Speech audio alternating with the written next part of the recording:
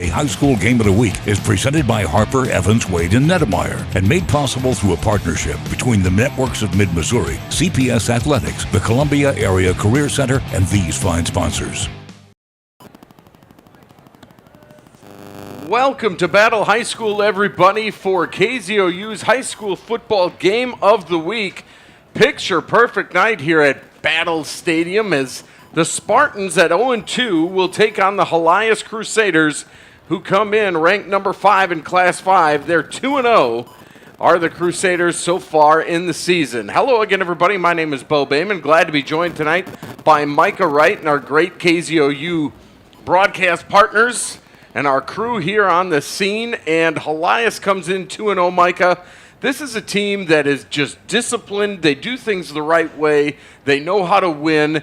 And so far, 2-0 and putting up a bunch of points. Absolutely, really two flawless games from these Crusaders the first 2 weeks, and they pride themselves on limiting mistakes, not beating themselves. And that's something that Battle on the flip side has struggled with recently, and with the first-year head coach Matthew Herman, going to be a tough task to upset the fifth-ranked Helias Crusaders tonight. Well, as you mentioned, Battle comes in 0-2. They lost at Park Hill 52-6. And they lost at Cap City last week, 37-34, in a game where they led 34-23 in the fourth quarter. So they just talked about this week working on finishing the game. And as you mentioned, Matthew Herman, in his first year, hired in August to take over. And he's got a tall task. I mean, when you come in as a new head coach in August, right before the season, you're really just trying to fit chess pieces all around. Yeah, it's very bizarre for a football program to go through what the Battle Spartans have had to go through really in the last month or so, like you said, with Coach Herman coming in August. Definitely not the time you want to hire a head coach or be forced to hire a head coach in this situation. But nevertheless, Coach Herman and his staff are certainly motivated to wouldn't say turn this program around because they've been in a pretty decent spot, but just kind of get them back on the right track after a couple disappointing seasons. It'll be Battle in the gray tonight, and then on the far side, Chris Hench is in his 11th season as the head man of the Helias Crusaders. Helias just really a picture of excellence. They've been good for so long. They won the title in the COVID year of 2020. They had a great year last year. They beat Battle twice last year, as a matter of fact, in the regular season, 58-16. And then it was also a district win, both of these games down in Jefferson City. It was Helias winning 45-14. And so far, Micah, this season, they've won 49-13 over Hannibal and 49-12 over Hickman. Hannibal with that great running back. Hickman is kind of turning the corner, trying to get up and coming. Yet neither was a match for Helias. No, and that just speaks to what Coach Henches and this staff has really built with Helias, or continued to build off of what his father built for so many years. I believe Ray Henches was their coach, and he won 2 state championships. And Chris is looking to get another one, and they've got a talented team for sure. As we've already mentioned, how they're ranked top 5 at the early part of this season. And Battle sure has a tough task tonight, but you better believe that they are motivated to overcome those 2 losses that they faced last year against Helias. Like you said, 103-30 combined score. I mean, it doesn't get more dominant than that. So I'm looking for this Battle team to be quite hungry to try to not get embarrassed tonight and win this football game. I'll tell you what, Helias, too, talked about this week not being a trap game. This is their first of 3 consecutive on the road. Next week, they'll be at Class 5's number 1 team. That's Cardinal Ritter. And you know that they want to get to that next Friday. Well, they can't overlook Battle. And then in 2 weeks, they're at Rockbridge. So this is kind of a tough part of the schedule for Helias. But again, Chris Hench is saying we cannot overlook Battle just because we play the number 1 team next week. Oh, absolutely. And they're definitely excited to play the 2 games after this, but you can't overlook your next game, and this one will be just as important as the other 2, because if you go out and lose this one, I mean, that's not going to look good for the rest of your season, and going into those other 2 hard games, you'd be in a tough spot, and each game is so important. And I think tonight Helias will really depend on their DNA, which is to not make mistakes, not beat themselves, and really dominate the line of scrimmage and run the football, and when they need to, throw the football as well. That's Micah Wright. I'm Bo Bayman. John Hook is our producer-engineer. Cooper Bryant. Greg Wren alongside. Greg doing the stats. Our director, Cooper Bryant. Anna Marinello, Jacob Athen, and Cooper Myers all on cameras for us tonight on the KZOU Game of the Week. Glad we could bring it to you here from Battle High School. Helias will get the opening kickoff as Battle will tee it up with Patrick Nakangano. And Nakangano runs back, steps it off to about the 31-yard line. The ball's on the 40, and we are about underway. The whistle blows, and Battle will kick away to the Crusaders, and we are underway here at Battle High School. Taken at about the 12 and still running to the 30-yard line. A very good return there by one of the upmen. That was Maddox Alfutis, and he's got it to the 31. And the Crusaders will set up first down and 10. We didn't talk about Sam Wyrick. Sam Wyrick is the quarterback here, Micah, and he really makes things run. He's off to a great start this season.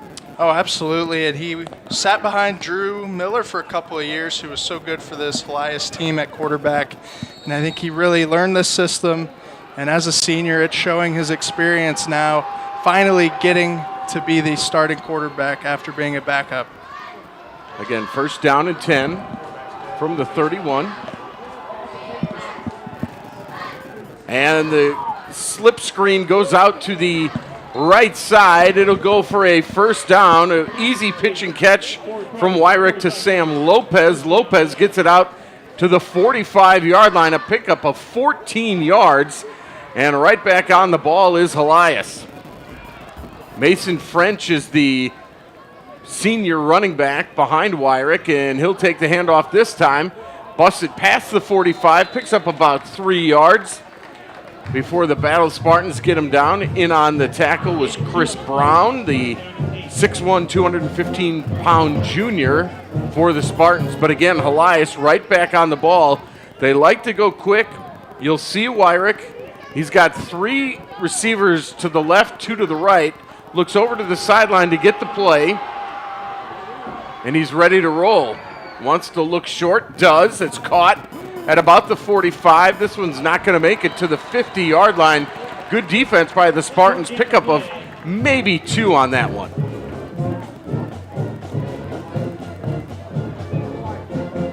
Catch was made by Luke Swan, the junior. He already has 3 touchdowns on the season. But a really great defense there by Battle, and Elijah Jackman, who we'll see all over the field tonight. Number 7 coming in off that completion. We'll make it third down and 6, and this is a big spot for the Battle defense. Love to get off the field here. Wyrick going to run a little option to the right, pitches it, and that one is going to be close. French got near the line to gain. I think they're going to give it to him. They are. It's a first down. That was right at the line, and he got there. So he picks up 6, and he needed 6. It'll be at the 45 of Battle, and a first down for the Crusaders. Yeah, great job by Wyrick there to wait just long enough on that option pitch as the linebacker came in on him. Sam Wyrick, the son of the baseball coach at Helias, Chris Wyrick. There's a pass. That's incomplete. Again, rolling to his left. I believe he tried to get it to Swan again. It was just at his toes. Couldn't get it. It'll be second down and 10. But again, Sam Wyrick is 27 for 35 coming into this game. 546 yards, 8 touchdowns. He also has 7 runs for 100 yards. And 2 touchdowns there. Anytime you're at over 20 yards per completion, I'd say that's pretty darn good. Fabulous start to the season for Wyrick. I'm looking at the head referee here near the Battle sideline. And I wonder if the clock is working. I'm not sure the play clock is working. Maybe that's the problem. But they're looking down at the scoreboard's direction.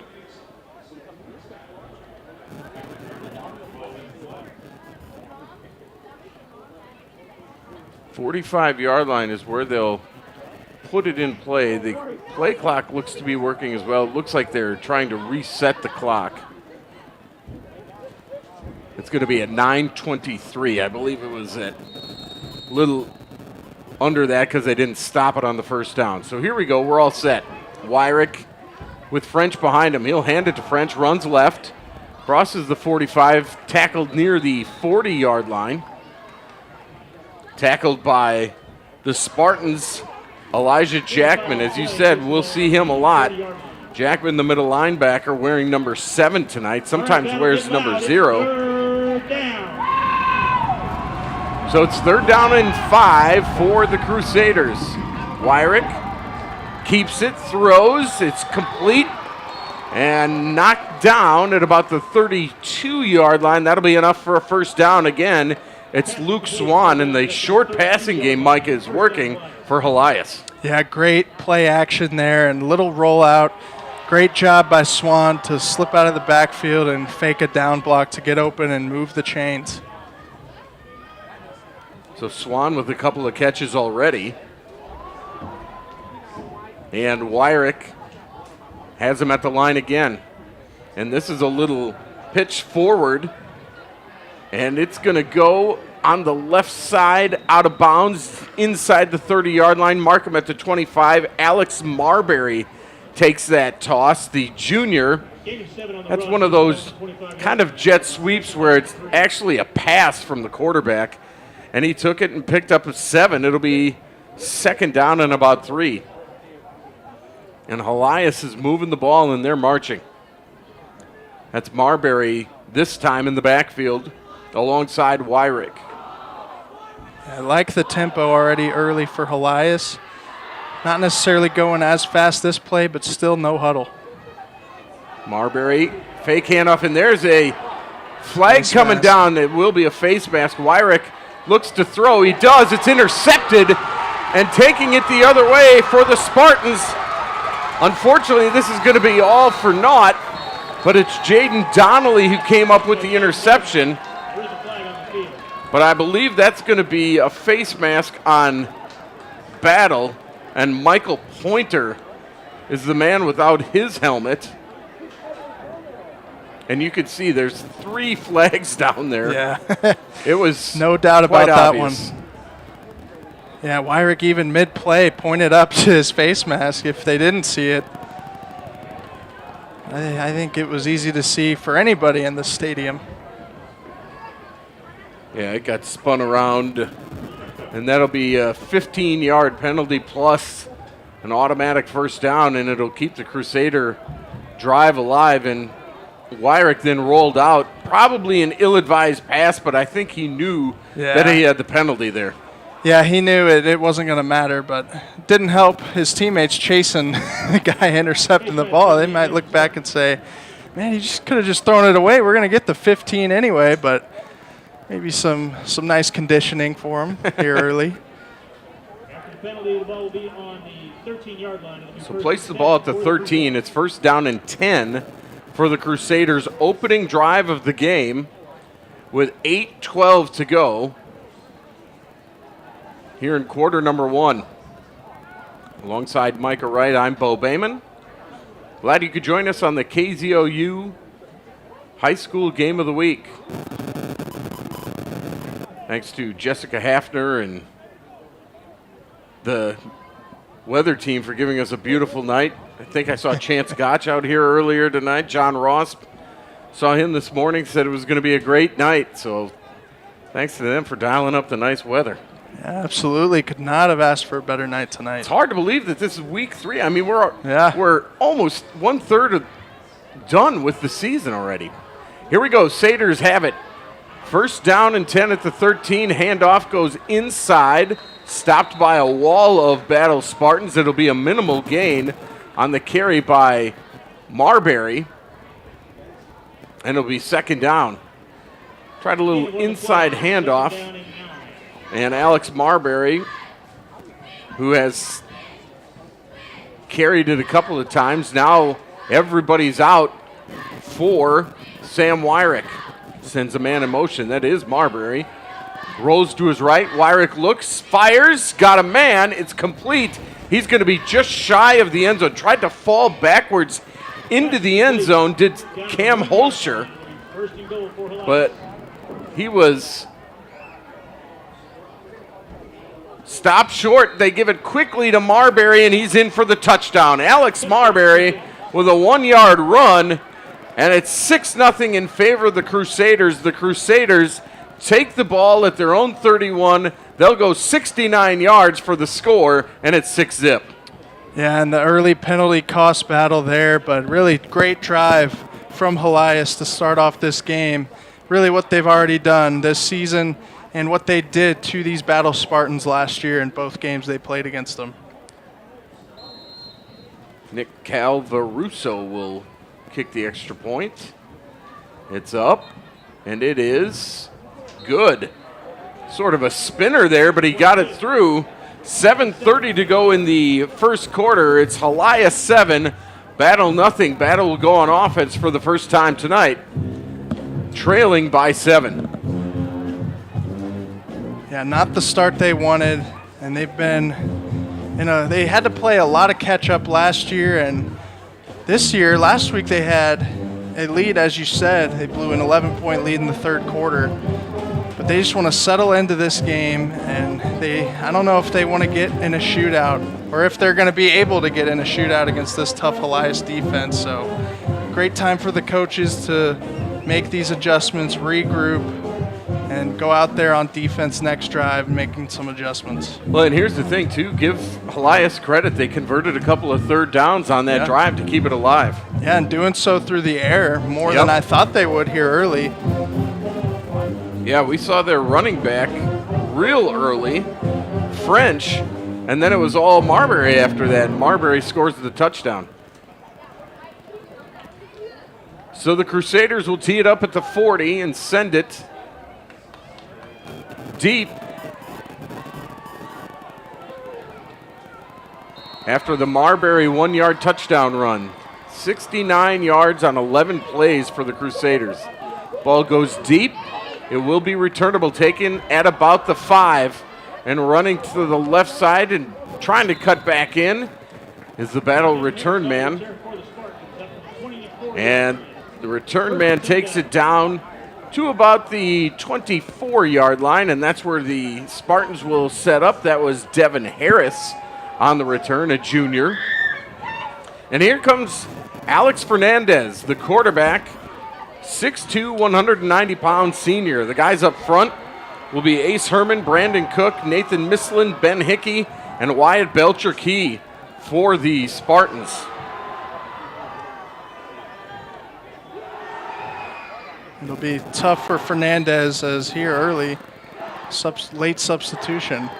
But Fernandez has really played well to start this season. Going to be a little tougher tonight. Wants to throw on first down, steps up into the pocket, and he's taken down.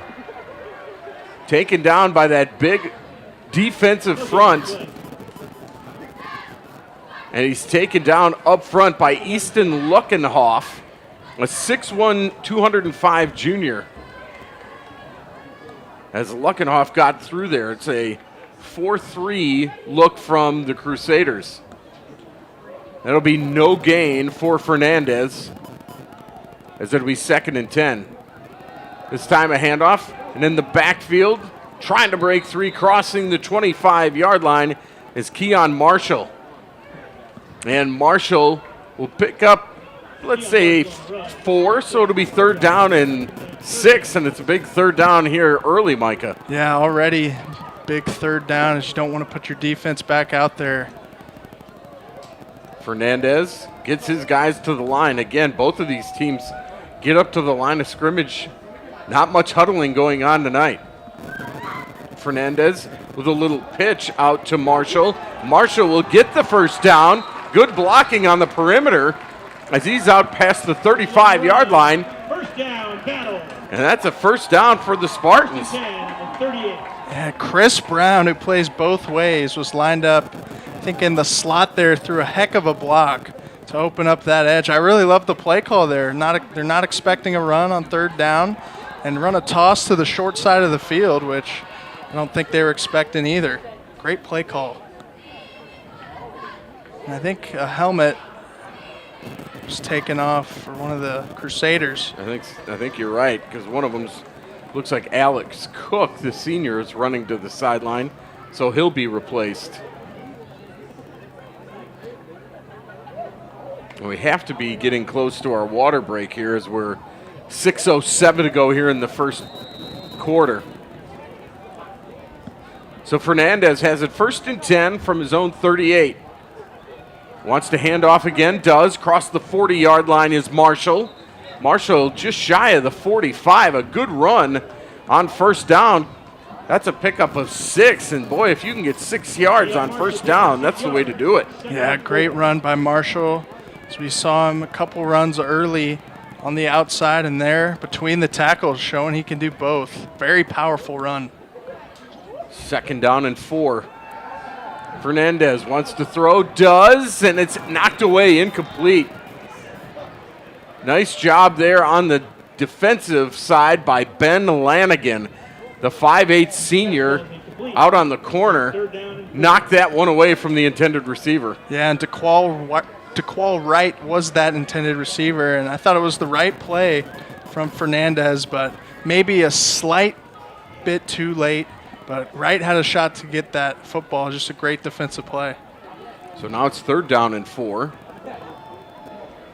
As Fernandez takes the snap from the shotgun. A little bit of a rush now from the Crusaders. Rolling to his right is Fernandez trying to get that line. Does. He'll have the first down. Knocked out of bounds near midfield. But Fernandez keeps it himself, and he'll have a first down on a crucial 3rd and 4. And he took quite a shot. I think it was maybe Maddox Fisher, number 22, came down and lit him up right before he went out of bounds. Hard-fought first down there for Fernandez. And very good recognition to escape to the outside with the rush coming up the middle. Now the pitch goes outside to Marshall. Marshall wants to cut it back. He's going to make it back to the line of scrimmage, but that's maybe a yard. And Marshall is taken down. Helias read that one well. In there for the Crusaders was Cam Hillen. Hillen came up and made the stop along with a host of his brethren. Yeah, credit to Keon Marshall for getting at least a yard there, making something out of nothing. 4:45 to go here in the first. Alex Fernandez taking a little bit of time. I'm still feeling the effects of that hit from 2 plays ago. He wants to throw, wants to go deep, tries to put the ball up in the air. He does, and it's intercepted. Intercepted by the Crusaders. And in the back there is Alex Marbury. Marbury comes up with it. It was intended for DeQual Wright. Wright, I think, had a step, but that's going to turn the ball over to the Crusaders. They lead it 7-0, and we'll take a timeout. You're watching the KZOU High School Game of the Week. Looking for a great deal on tires? Popeye's Tires and Garage in Columbia, where you can get the best prices in town on tires. Whether you want a used tire with lots of miles left on them or new tires at unbeatable price, we have them. My dad also offers the best price on oil changes and other repairs to keep you safe on the road. Popeye's Tires and Garage, just off Pierce Road in Columbia. Come see us for a great deal on tires and repairs. If you don't have a good dental plan, or if your employer doesn't offer dental benefits, this is the deal you're looking for. Get the Carefree Dental Card, and for just $15.95 a month, you can see the dentist anytime and pay a whole lot less. On my first visit, I saved $650. Call the number on your screen and request your Carefree Dental Card free. See for yourself why Carefree is the best deal in dental. Call 1-800-791-5994 to get your Carefree Dental Card and free plan information. News from Fulton. At Callaway Collision Center, we do more than just auto body work. And when we do auto body work, we do it right and we treat you right. Bodywork, alignments, mechanical repairs, we do it all. Callaway Collision Center, honest, dependable, and one of the best in the business. We are Callaway Collision Center, and we want to be your auto body specialist. Give us a call.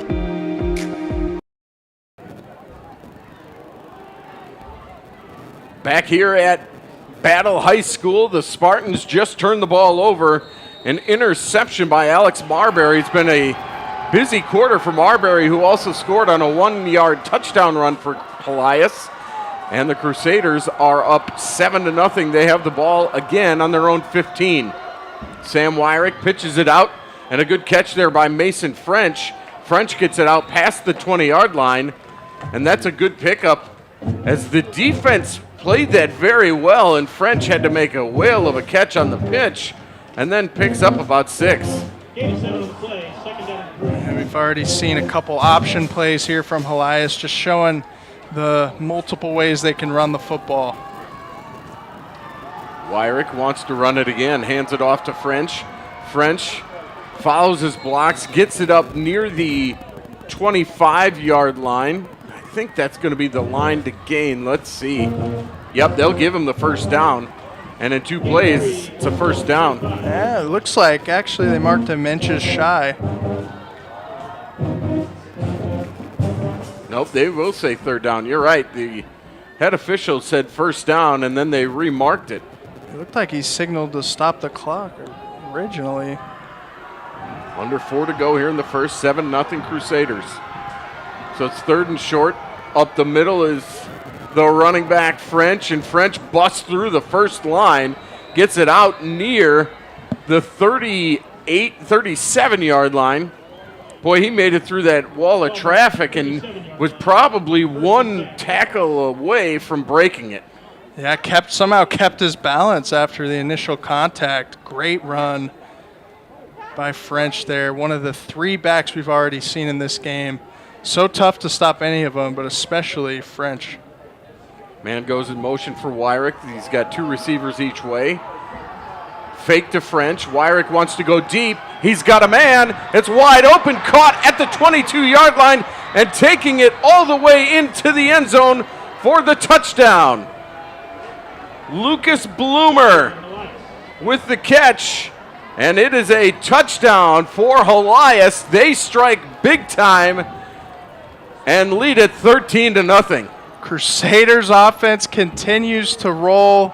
2 early touchdowns here, and that big one off the play fake. 2nd time they rolled out and got the big play there. Great throw, great catch, and they're up 2 scores early.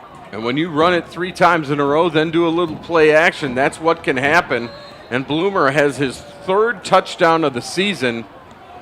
That one from distance. Calvaruso makes the extra point, and it's 14-0 in favor of the Crusaders, who had an 11-play drive, Micah. This one just a 4-play drive, and it goes 85 yards on the big pass play to Bloomer. Makes it a 2-score game. Yeah, and that's why I thought that Battle first offensive drive was so critical, because they learned last year you can't play catch-up against Helias, and they weren't able to score in either of those games they played against them, and they allowed over 100, so it wouldn't have mattered if they were able to score. And tonight, not where you want to be if you're Battle here at home, trying to get your first win. Breakdowns in the secondary off the play fake, and after a tough first drive, not where you want to be, but you got to come out here on offense and stay in this one. That was a 63-yard connection from Wyrick to Bloomer. And it was just the Battle secondary kind of getting caught looking in the backfield. Nobody accounted for the receivers deep. He had multiple guys open. Just a great throw by Wyrick, who has been so impressive tonight and so far this season. Here's the kick as the Crusaders lead it by the score of 14-0, taken by Battle at the goal line and returned past the 20-yard line. A good return for the Spartans as they'll start at about the 22-yard line. That was Samson Ojo. Ojo make it, and Ojo will take it to the 22-yard line, and that's where the Spartans will come back out. And this is a big drive for Alex Fernandez and the Spartans here. Yeah, and it's still so early, but I just think with Helias being as good of a team as they are, they can score either way, as we've already seen the first two drives where with the big play and then a little more methodical, throwing the ball a lot and then running it here and there. I just think Battle's got to score a lot of points to be in this football game. Fernandez sends a man in motion. That's right. Hands it off to Marshall. Marshall cuts back. This is a good run on first down again. He'll get it to the 30-yard line, pickup of 8. It'll be 2nd down and 2 with 3 minutes to go here in the first quarter. And I think that can be the recipe for this Battle offense. Keon Marshall has been really good this season, and so far tonight, it seems like every time he touches the ball, good things happen. Nearly jumping is Helias as Fernandez looks over to the sideline on 2nd and 2. He's going to toss it this time, and that will be good enough for the first down for Keon Marshall. Marshall with just a little high-stepping a little tiptoeing around the left side, and he'll get it past the line to gain. It'll be 1st down and 10 for the Spartans. Yeah, and real interesting, second time they've run that toss play to the short side of the field. You wonder if Helias is going to catch on to that here in the early going. 2.5 to go here in the first. Fernandez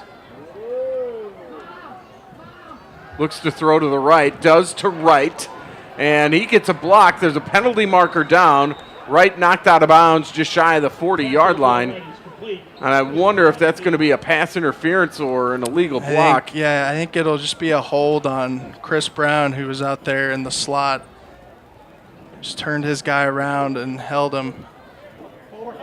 It should be a spot foul. Remember, it was 1st down and 10. So here's our referee coming and telling us what happened. Holding penalty called against Battle. It is holding on the Spartans. Spot foul, so it'll go all the way back to the 28-yard line. And it'll be 1st down and call it 16. The line to gain is the 44. It'll be 1st and 16. Yeah, and Battle's just not going to be able to stack up too many of these negative plays. Right. Already one on defense that helped Helias get in the end zone. Fernandez looks to throw, wants to go deep, does. That one is way overthrown. Trying to go downfield, but Brown was the intended receiver. But it falls incomplete. It'll be 2nd down and 16. Just looked like maybe it was a go route there. Yeah, I'm not sure what that was by Fernandez. Someone was off the page with someone else, but still just 2nd down. And this time they'll hand it off, but inside and doing good work is the Helias defensive front. Alex Cook is there. Timothy Tharp also there. And that's going to be maybe a gain of 1. And it'll bring up 3rd down and very long. 3rd down and 15. And that 2nd down 1st down incompletion is really interesting there. And then you run the ball to set up 3rd and very long. Fernandez wants to throw. Gets hit as he does throw, and it falls incomplete as the rush gets to him. And it'll be 4th down, and Battle will have to punt. They'll bring on Vernell Holt. Holt is a heck of a basketball player. And he's back to punt as the Spartans pick up a 1st down. They're on the move, but again, as you said, self-inflicted wounds with that penalty. Push them back, and then they're not able to pick up another 1st down. So Holt is back to kick it, standing at about his 38-yard line is the return man. Snap goes back. Holt Oh, a good kick here. And Marbury picks it at his 38. Now he wants to reverse field, does. Gets it to midfield, cuts back to the left. He's to the 40. He's got a wall. He's got one man to beat, and he'll do it. Taking it all the way to the end zone is Marbury. What a run by Alex Marbury, and what a half for Alex Marbury. I was going to say, doing it all. Gets the interception after running in for a touchdown from a yard out, and then why not return a punt? Reverses field, looked like they had him. Unbelievable punt return, Alex Marbury, making his presence felt here at Battle so far in just the first quarter. A 62-yard unofficially punt return there for Marbury. And it's 20-0 with 1:23 to go here in the first. And Helias, as we mentioned, they're just so sound fundamentally. The extra point is good, and it's 21-0, and the Crusaders are rolling. Rolling, really doing what they did against Battle last year in both those games, which we've talked about already. And if you're Battle, you just got to take a deep breath and just try to have every single play be a successful play and just focus on one play at a time. Can't look at the scoreboard and get down on yourself. You're a young team with a first-year coach, been through so much with having your coach leave and then hiring someone else in August. Just have to look at the little things right now to get back in this football games. It's still so early. No doubt about it. Battle finished 3-8 a year ago after a 5-5 season in 2021. Again, they felt like they gave one away last week against Capital City. Officially, we'll call Marbury's punt return a 63-yard punt return for a touchdown, as the Crusaders will kick off again.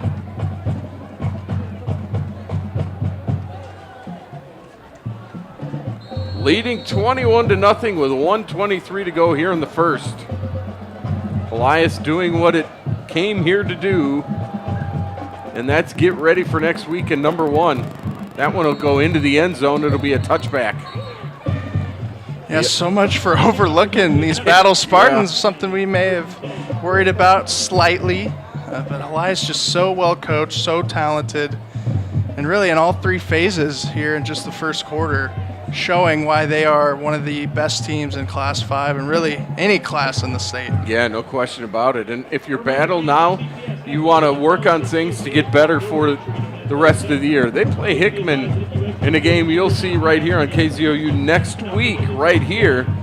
And that should be a very good matchup between those two schools. So this is the time to get some work in. Try to get some points on the board and get back into this game behind Alex Fernandez. And they've had some success with Keon Marshall running the ball. I think they may run a little bit more here. They will pitch it to Marshall. Marshall gets a block. He won't get back to the 20-yard line, however. He'll lose a yard. And did the ball come free? No, they'll mark it down. Yeah, after he was down, I guess it popped out. But another toss to the short side of the field, which they've shown 3 or 4 times already. But I agree with you. I think giving Keon Marshall the ball is their best bet to get in this football game and prevent this from getting more ugly and just trying to stay with this Helias offense. Under a minute to go here in the first. Fernandez on 2nd and 11. And there's a penalty marker down. He was back to pass and it immediately had 2 guys in his face. And let's see who this is on. I think this is going to be a false start. Yeah, another negative play. Just can't afford it against a team like Helias. False start called against the Spartans. It is a false start on the Spartans. And that'll make it 2nd and 16 where they were just a moment ago. Yeah, and it's crazy how that first interception off that first drive really took some air out of this offense, and they just haven't gotten back to the success they had moving the football that drive. Fernandez hands it off on the draw, and Marshall gets past the 15, mark him down at the 16-yard line, so he'll pick up a couple. But it's going to be third down and about 14. We'll see if they snap this one before the end of the quarter with 10 seconds left, or if we will have our third down play as the first play in the second quarter. Looks like that's what Battle's going to do, as they will run out the clock. It's been all Helias here at Battle High School. After one, Helias 21, Battle nothing. You're watching the KZOU High School Football Game of the Week. We'll be right back. I was in a motorcycle accident and lost my left leg, and Harper Evans Wade Nudemeyer was able to get me a settlement and help me take care of medical bills. We understand that when somebody's seriously hurt in an accident, they needed time to recover physically and emotionally, and we want to make that as easy for them as possible. What they did allowed me to be able to focus on myself and my health and getting back to where I need to be. Are you looking for an exciting career? If so, then we're looking for you. Hitachi Energy is hiring full-time hourly team members at our Jeff City location with an average starting rate of $23 to $27 per hour. Full-time hires are eligible for benefits starting day one. An exciting career is waiting for you, so don't wait. Apply online today at hitachienergy.com/career. Do you suffer from chronic pancreatitis? Then MCU is for you. Members experience benefits like saving more money with lower interest rates, an increased ability to get a great auto loan, and a home equity line of credit. MCU is not for everyone. Do not use if you're allergic to a fattening wallet, benefiting from profits, or being treated like a person, not a number. Continuous use of MCU may lead to higher levels of spending. Power? Cut. Breaking the fourth wall. Isn't that a little on the nose? Let's go again. Reset. Who writes this stuff? Missouri Credit Union. From the pig, for the people. I'm here at Algier Salvage in Millersburg with George Algier. George, what services do you offer here? Well, we buy scrap cars, we buy aluminum, copper, white goods, any kind of heavy iron, pretty much anything to do with recycling in the way of metals. We handle all of that. Bring your cars to us, or we can go and we can bid on them and come and get them, and we always haul them free. From Algier Salvage in Millersburg. Come see us.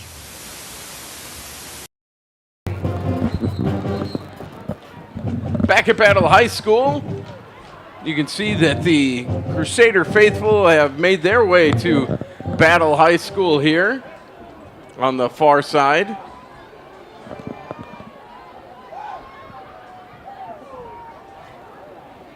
So here we go with third down.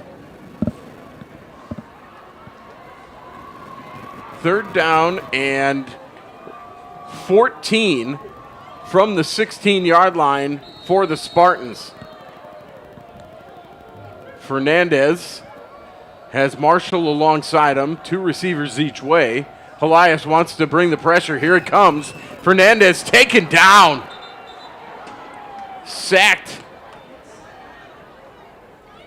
I believe that's Montoya who gets the sack.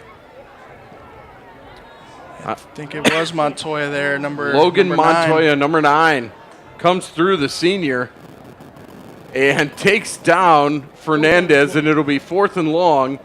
And apparently, unlike the Chiefs last night when it was 4th and 25, Battle will punt. Yeah, and this one, I mean, that's just, if it wouldn't have been Montoya that got the sack, it could have been 4 other guys. Yeah, you're right. Really, they rushed 6 and only had 5 to block, and then the back picked up the blitz, but just too much to protect, as another punt here for Battle. Holt will punt it, and it's Marbury on the run, and he's going to stay away from this one.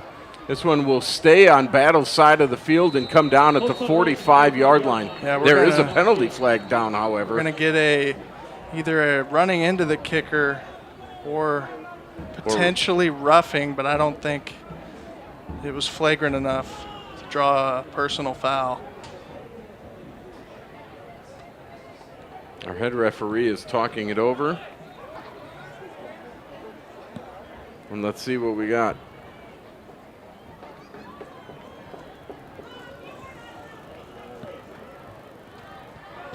Personal foul. Oh, wow.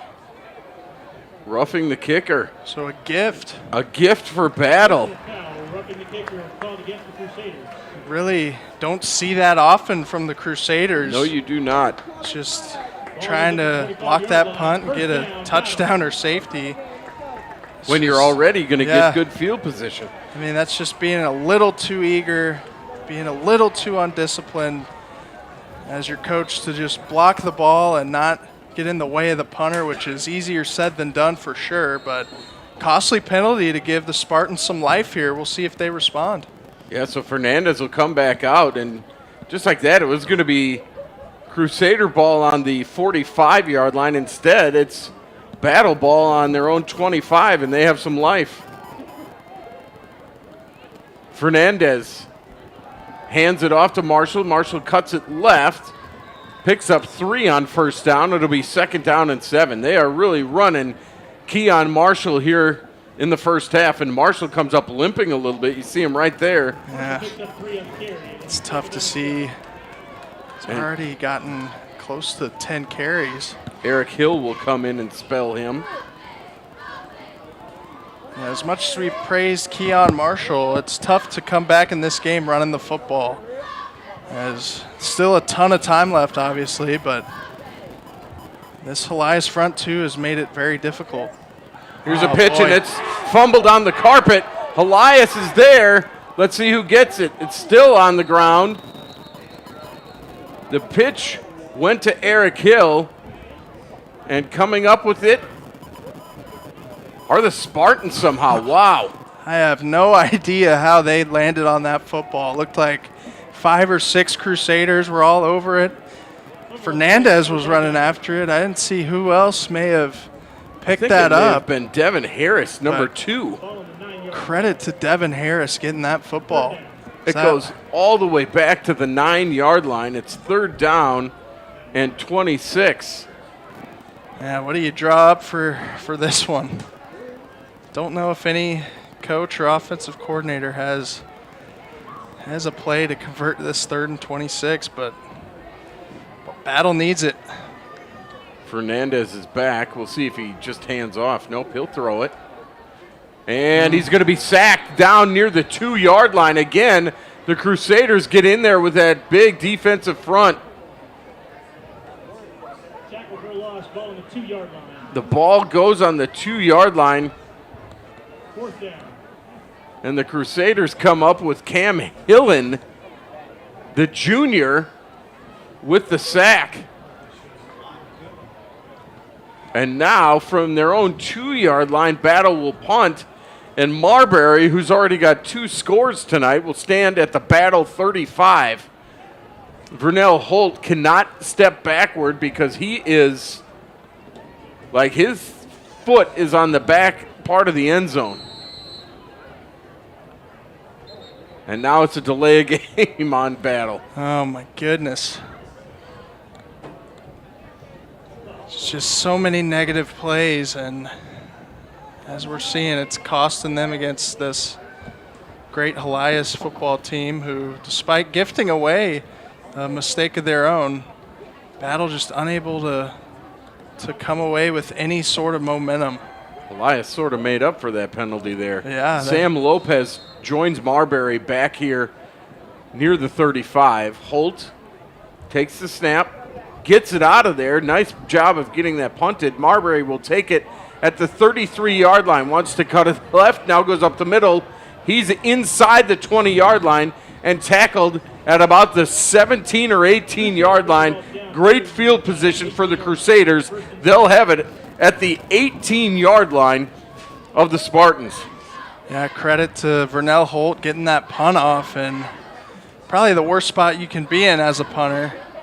But just phenomenal field position after another good return by Marbury.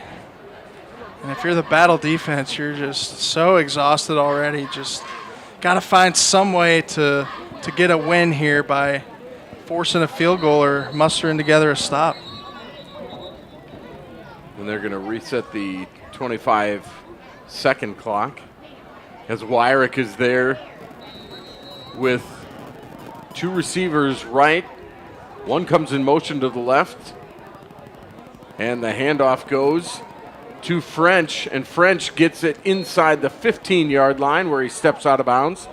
Mark him out at the 14. That'll be a pickup of about 4 by Mason French, the 5'10 senior running back. He already has 3 TDs on the year. And this time Wyrick sends everybody out of the backfield. Wyrick will toss it to French. French cuts it back up the middle. He'll get near the 10-yard line. In fact, I think that's where they'll mark him down. That'll be another good pickup. It'll be 3rd down, and let's call it 2 for the first down. 3rd down and 2. Again, going no huddle. And again, a bad snap this time. Wyrick will pick it up. He's gonna have to roll and throw. He does. It's incomplete. Wow. Heck of a throw by Sam Wyrick there, but it's incomplete. It'll be 4th down. A bad snap from the center, Michael Pringer. And let's see what Helias does here on 4th down and 2, deep in battle territory. And again, Micah, here's what you're talking about. If you're, if you're the Spartans, you just want to win. Yeah, got to get some type of momentum on defense, as now it'll be a timeout. Timeout by Helias. They're going to talk it over. See if they want to kick it or if they want to continue to go for it. Boy, that was a heck of a play by Sam Wyrick there. Oh, my goodness. I was going to say it was, I think, Holscher there who did a nice job of just trying to get open in the end zone and had a shot at it. Would have been a phenomenal catch, and just getting the ball out was important for Wyrick to preserve that yardage, as now it's 4th and 2 as opposed to what would have been 4th and 20 or so. So great job by Wyrick, who's really done everything right tonight. Wyrick, also an excellent baseball player for the Crusaders, one of their, if not their top pitcher on the squad. He'll look to have a big year. That's in the spring, a big senior year for Sam Wyrick. He's already hit on a 63-yard bomb to Lucas Bloomer. He's got it now 4th down and 2 from the battle 10. And the Crusaders are going to go for it. They send 2 men in motion. And they'll pitch it outside to Marbury. Marbury might not get there. Nope. I think the Spartans have held. Yep. And indeed they have. Good job by Cam Watts to come in and help. And it's a stop by the Spartans, and they'll take over. And there you go. This coaching staff fired up. This defense fired up. A little spark here for battle after everything's gone against them so far. Exactly what they needed. And we talked about looking at one play at a time when you're down early. And how about the Battle Spartans allowing no points on that drive despite Helias being inside their 20? Yeah, that's right. Started that one at the 18-yard line. Now the offense with Fernandez has to get something going. Still 21-0. 8:03 to go here in the first at Spartan Stadium. Alongside Micah Wright in our KZOU Game of the Week crew, my name is Bo Bayman. Glad you could join us. We send get well wishes to Tex Little, a little under the weather tonight.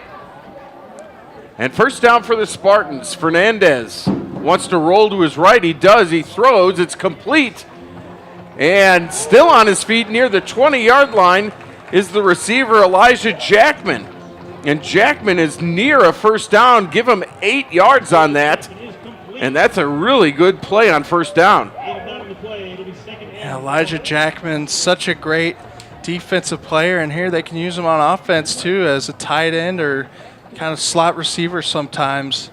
He's a very powerful guy at 6'2", about 220. And showed his power there, getting 9 yards on the catch. And I like that play design where you're moving the pocket outside, because Helias is starting to really penetrate up front. So you got to find a way to avoid pressure moving that pocket. This time the handoff goes back to Marshall. Marshall will get past the line to gain. He's out past the 25-yard line. Mark him down at the 26, and it's a Spartan first down. I think, Micah, what they are going to have to do is they're going to have to try to keep Helias off balance a little bit. Throw on running downs and run on throwing downs. Just try to keep the ball moving down the field. Fernandez. And a hard count there, which is something we probably will see here. See if Helias brings pressure again. Looks like they want to on the left side. Fernandez gives the ball to Marshall up the middle. Bounces off the first man, maybe a yard, but it'll be 2nd down and 9 as we approach halfway through the second quarter.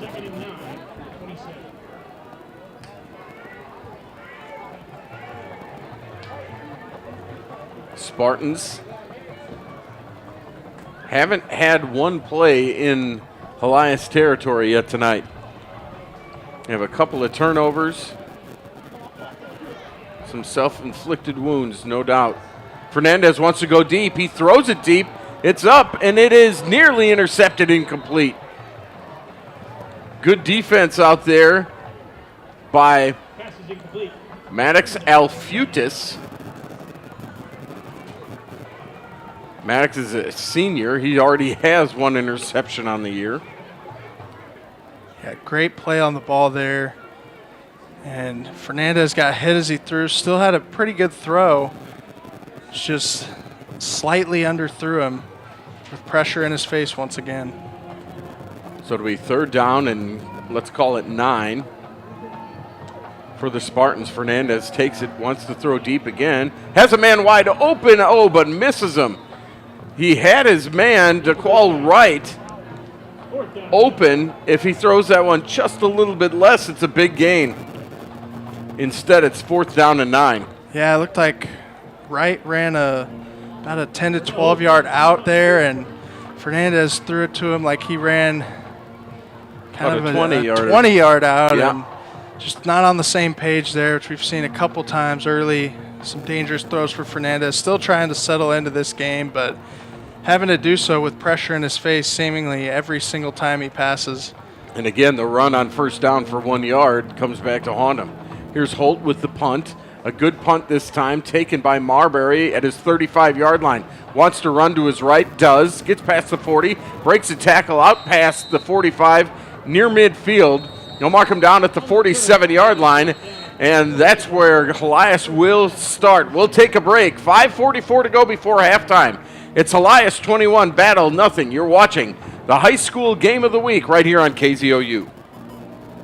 With fall inventory on the way, Machins savings are here to stay. Shop over 1,000 vehicles at any of the Joe Machins family of dealerships today during our Fall Sell All sales event. Over 13 brands and 10 dealerships gives you the best selection, and our volume advantage saves you even more. Cars, trucks, SUVs, CUVs, even hybrid and fully electric. If you're in the market, Machins has it, and we have it for less. Visit the Joe Machins family of dealerships today or click Machins.com. Joe Machins Automotive Group, part of the McClarty Automotive Group family. Columbia Public Schools are on a mission, a never-ending quest to be the best school district in the state, and they're well on the way. With the help and support of their generous marketing partners, CPS has contributed over $1.8 million to Missouri State High School Activities Association programs. So how has it paid off? Nearly 40% of the student body in secondary school participate in athletics and activities, and you can be part of the mission too. Visit these websites today for all the details on how you can help CPS and get involved today. Hold on. I've got this. Love God.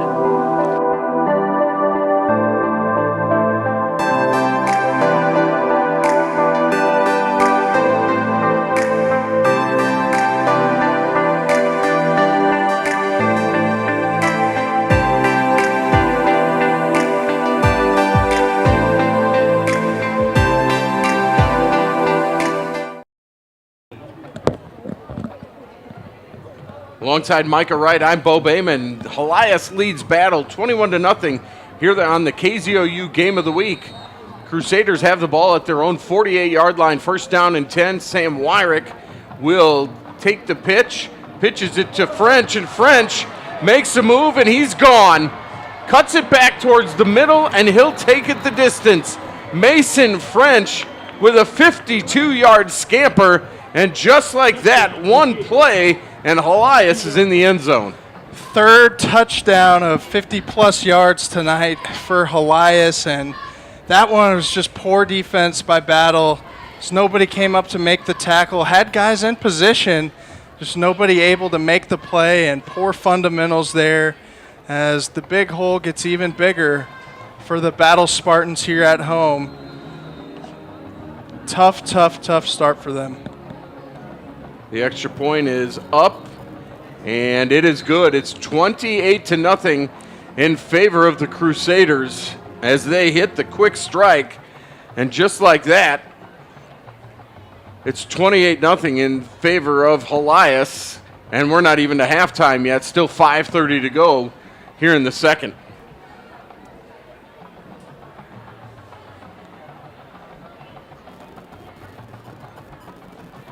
Mike, it's been a clinic, hasn't it? Yeah, and this was really what we saw last year, both times these teams played, which we've talked about a lot already, and this is what Battle was trying to avoid, and they had to know that they couldn't make mistakes or have many negative plays, and on offense they've had many negative plays and turnovers, and defensively they come together with a stop, and then the offense stalls. And defense is saying, here we go again, having to go out there, and just seems like they're out of gas in the early going, and Helias is just scoring at will and showing why they're the 5th-ranked team. Yeah, no question about it. So Helias will tee it up and send it deep again, and we'll see if this time the Spartans can get something going. They do send it deep, and just at the goal line, taken there by Harris, and Devin Harris gets it out past the 20-yard line. And he'll be knocked out of bounds about the 24. I think we got an unsportsmanlike on Battle after the play. Way away from it. You may have seen it in your screen there, but it's out. The flag is out near the 42, and Harris was knocked down just shy of the 25-yard line. And I saw Sylvani Sanders talking to a Helias player. It was either him who got shoved or he shoved someone on Helias, and the official threw the flag immediately. The officials are talking about it, and they're about to tell us about it. Let's see what happens.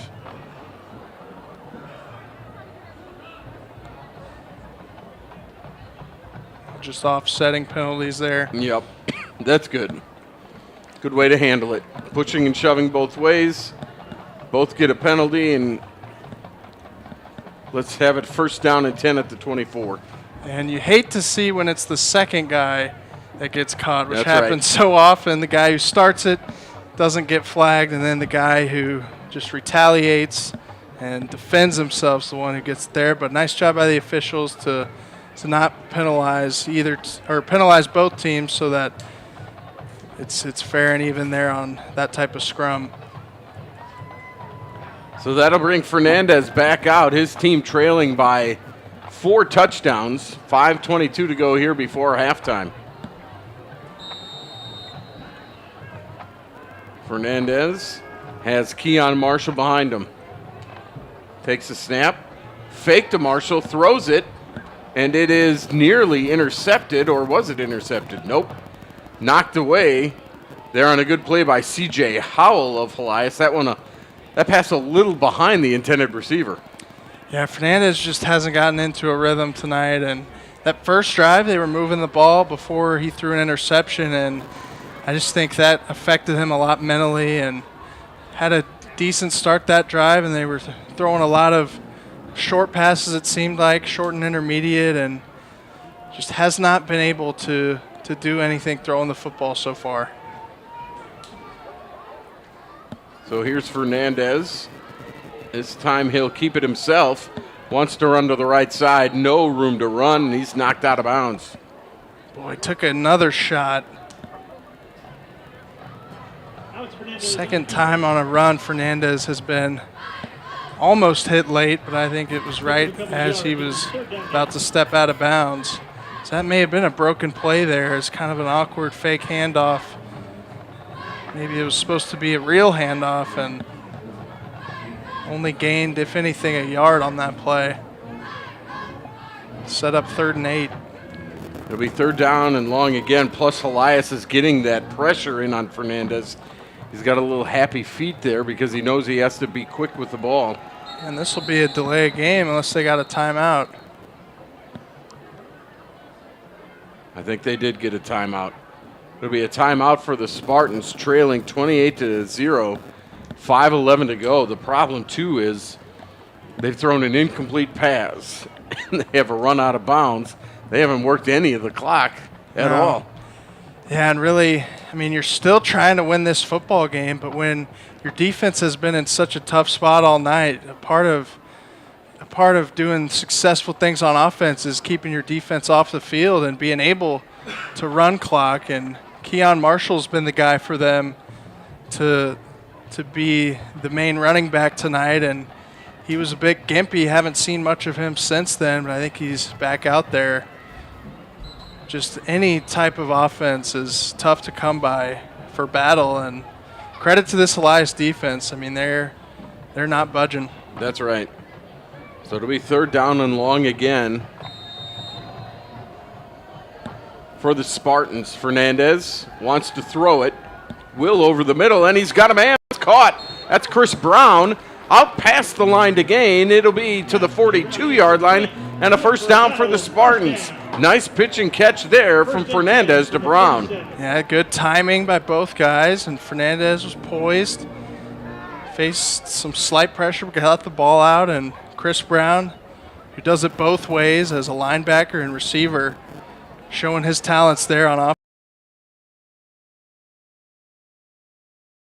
And Fernandez will keep it, go on the left side, pick up a couple. Just shy of the 40-yard line.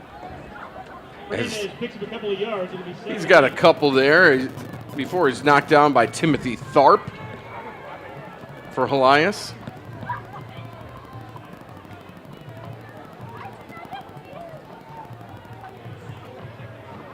It'll be 2nd down and a long 6. But Fernandez doing a good job of maybe tucking it now. Now he wants to throw, he does, and he throws it to Marshall. Oh, and a great tackle. And I think in on that tackle is Marbury. You're not going to believe this, but Alex Marbury made that tackle. Yeah, Marbury has been doing it all, as we've talked about so much already. And I like that play call as Helias brought the blitz, but that's just a great play by Alex Marbury. As you can tell, really all levels of this Helias defense are well coached. As Marbury recognized the screen, went after Marshall, and made the tackle there. And if he wouldn't have, that would have probably been a 1st down and more. Rolling to his right is Fernandez being chased.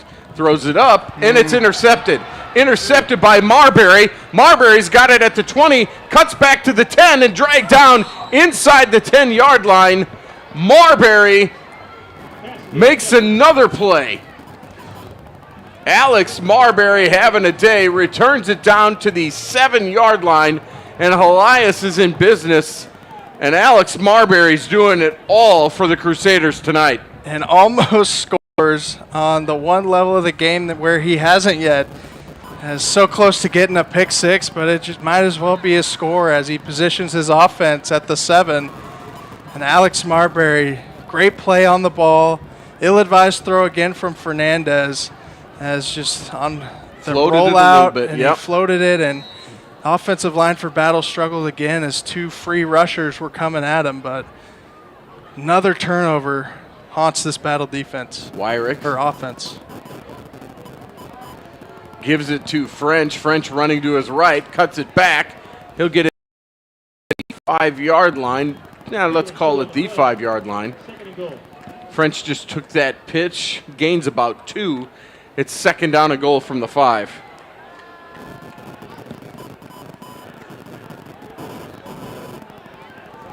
Wyrick will put French to his left, 2 receivers left, and 1 to his right. Wyrick with a flag down, wants to throw, does, and it's caught for a touchdown. It's caught out there by Miles Gresham. Let's see what the flag is. Yeah, I don't think everyone was set. I think it's maybe an illegal shift or a false start. Yep. False start. Bring that one back. False start against Crusaders. Crusaders with the false start nullifies the touchdown to Gresham, the 5'10 senior. It was a good throw there by Wyrick. And how about the aggressiveness of Helias, up 28-0. We're still going to throw the ball, and we're still going to score as an offense. 3:07 to go, second down and goal from the 10. French goes in motion and throwing it to Gresham inside a little wide receiver screen. He'll walk into the end zone for a touchdown. Gresham wanted it on the left side the last play. This time takes it to the right side. A 10-yard touchdown. It's 34-0 in favor of Helias. Yeah, why not throw it to him again but on the other side is Gresham mad that the touchdown got taken away and able to get one there and way too easy. A nice play call, that little screen there. Linemen did their job and weren't downfield before the throw. Another touchdown. Extra point is up, and it is no good.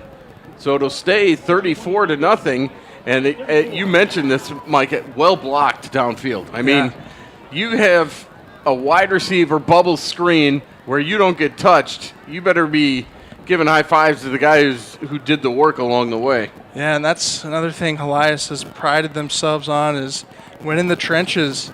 And I believe they only had one returning lineman on either side of the ball, as they got a lot of young guys who were talented but just didn't have a ton of experience or as much as the guys in front of them did. I'm talking about that 2023-2022 class who played a lot of varsity ball. But they've really been impressive tonight in pass protection and running the football. I mean, Helias has done whatever they've wanted to in this half. Yeah, no question about that. I wonder if Alex Marbury will, play it all in the second half. Or, maybe he'll play line or, Quarterback. Kicker. I mean, that guy, don't recall the last time I've seen someone impact all three levels like this in just one half. Kickoff goes deep.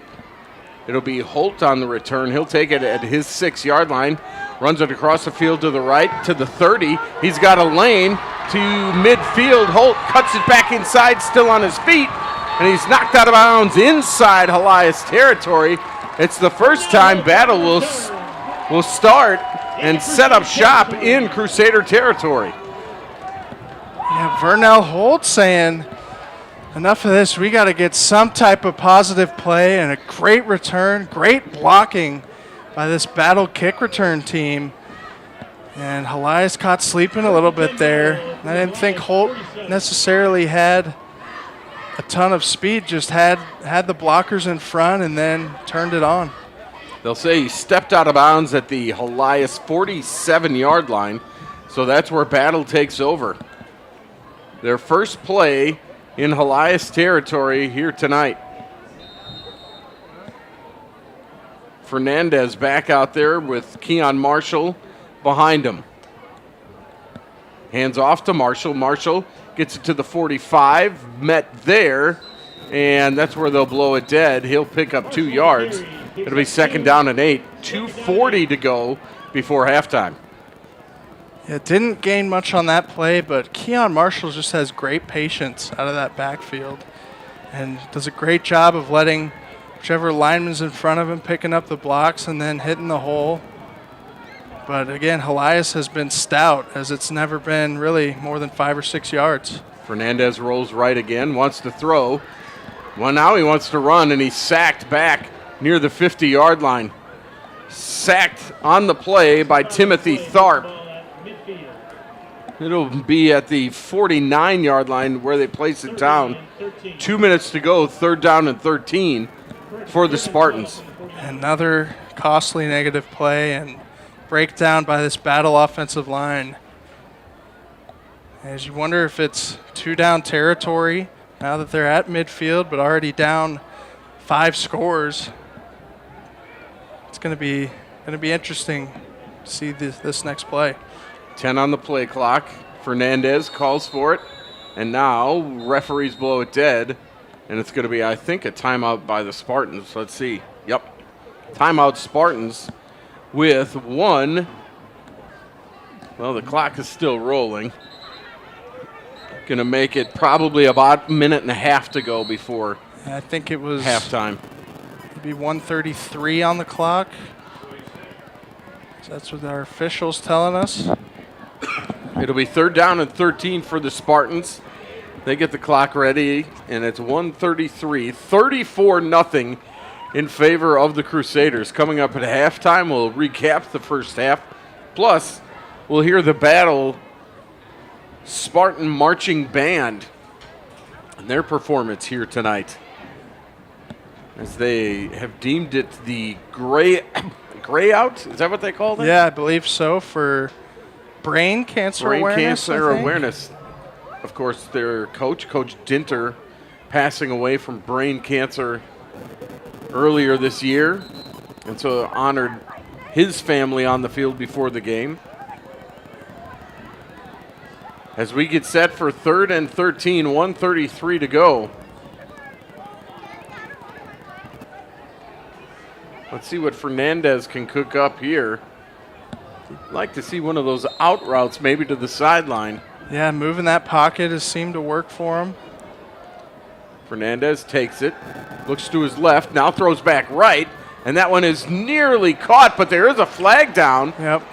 And I think it's going to be pass interference against the Crusaders. I think that Logan Hillman got in there a little bit early. Pass interference called against the Crusaders. It is. Pass interference on the Crusaders. Yeah, tight coverage, good positioning. So I think it was Naquan Wright who was the intended receiver. Got his hands on the ball, but a little too grabby there was the Crusaders, and give him an automatic first down. Well, in high school, that's a 15-yard penalty. 15-yard, yep, which is enough to pick for up the first that down. So it'll be 1st down and 10. Ball placed down inside the 35-yard line. And now the Spartans have 129 to maybe pick up some points before half. Fake a handoff, and they'll go deep. Looking for a man out there, and it is incomplete. It falls. Incomplete pass. And 2nd down. It was man-to-man coverage, and good coverage out there by the Crusaders. Yeah, just no separation for these battle receivers. Maddox Alfutis with the coverage again. We've called his name a couple of times. They put him out there on an island, and he takes care of it, doesn't he? Yeah, and really, their matchups all across the board. The secondary's been impressive. A lot of one-on-one coverage. 2nd down and 10, handoff to Marshall. Marshall gets to near the 30-yard line. He's down there. Clock continues to run, 1:14, 1:13. It'll be 3rd down and about 7. 3rd down and 7. Spartans want to go quick here as we hit the 1-minute mark. 3rd down and 7, and now I think you're right, Micah. They are in 2-down territory. Fernandez looks to pass. Pass over the middle. Brown stretches out, couldn't come up with it at the 20. Pass ball incomplete. Intended for Chris Brown. Brown had a step. He was open. Wide open, and would have had room after the catch. As just a quick out route, which we've seen them have probably their most success throwing the football, and just Fernandez unable to make an accurate throw there to now set up 4th and 7. 4th and 7 from the Helias 31. They have to get to the 24-yard line here. 10 seconds on the play clock. They snap it to Fernandez. He might have a chance to run. He's caught by the leg, tries to get out of it. He can't, and he's wrapped up and brought down. Again, that's Tharp. He's in there, and it'll be a turnover on downs with 40 seconds to go. Helias will get it on their own 34-yard line. Yeah, and the defense holds, and tough incompletion on third down, and then Fernandez thinks he has a seam to pick up that first down running, and it closes quickly as the stout Helias defense holds again, and they might look to score again with 40 seconds, as we've seen a couple drives only be a couple plays in this first half already. We'll be interested to see how aggressive they are, already up 5 scores. 40 seconds to go. Wyrick is back out. There's Marbury. They're going to send 3 receivers left in a bunch and 1 receiver to the right, and it'll be French in the backfield. Logan Montoya shifts to the right side. So does Luke Swan. And they are going to throw it. Wyrick rolls right, wants to throw, does, and it is incomplete. Intended for Montoya. Looked like it went off Montoya, and then the battle defender almost had a chance at a rebound pick 6 there. Yeah, nice pass breakup as he was a little late there. I think it was 33 Darian Nichols making that play. 33 seconds to go. Wyrick on second down. Takes the ball, rolls right again. Wants to throw now, wants to come back left. He's going to go back to the right, throws it. It is caught. It's going to be a gain of about 8. I think that's, let's see, that's number 12 over there, Austin Weaver. Weaver catches it, gets out of bounds with 24 seconds to go. It's a pickup of about 8, so it's 3rd down and 2. They've crossed the 40-yard line. It's 3rd down. 3rd and 2. Wyrick alone in the backfield. Takes the snap, rolls to his left. Wants to throw. Now he does, and it's caught and out of bounds again to Weaver. Austin Weaver, the 6'1 sophomore, goes up to get it, and it's at the 42-yard line of battle. 17 ticks to go before halftime. Yeah, great feel and great touch pass by Sam Wyrick there. Could have picked up the first running, but decided to get some more yardage and found Weaver again on back-to-back completions. 1st down and 10 from the 42.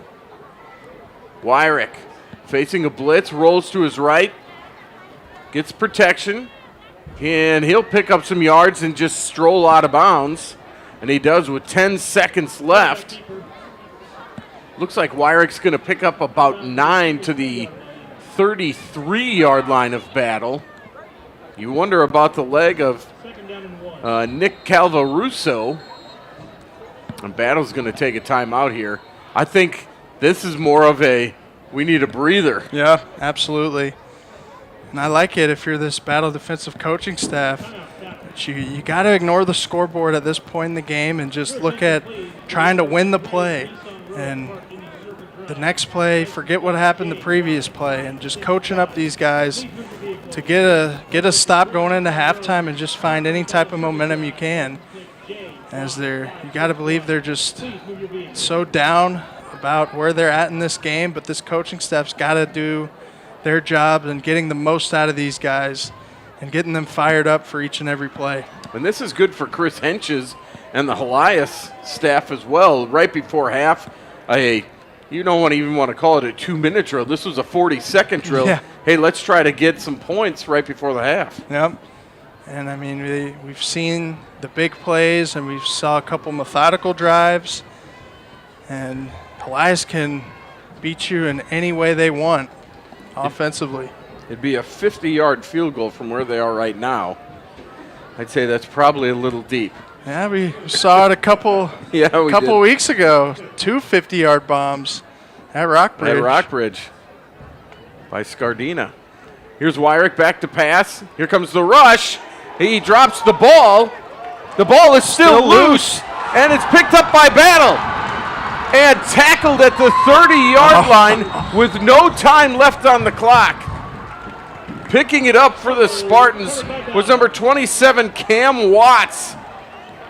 And Watts was a shoestring tackle away from scoring for the Spartans And that's the way the first half ends.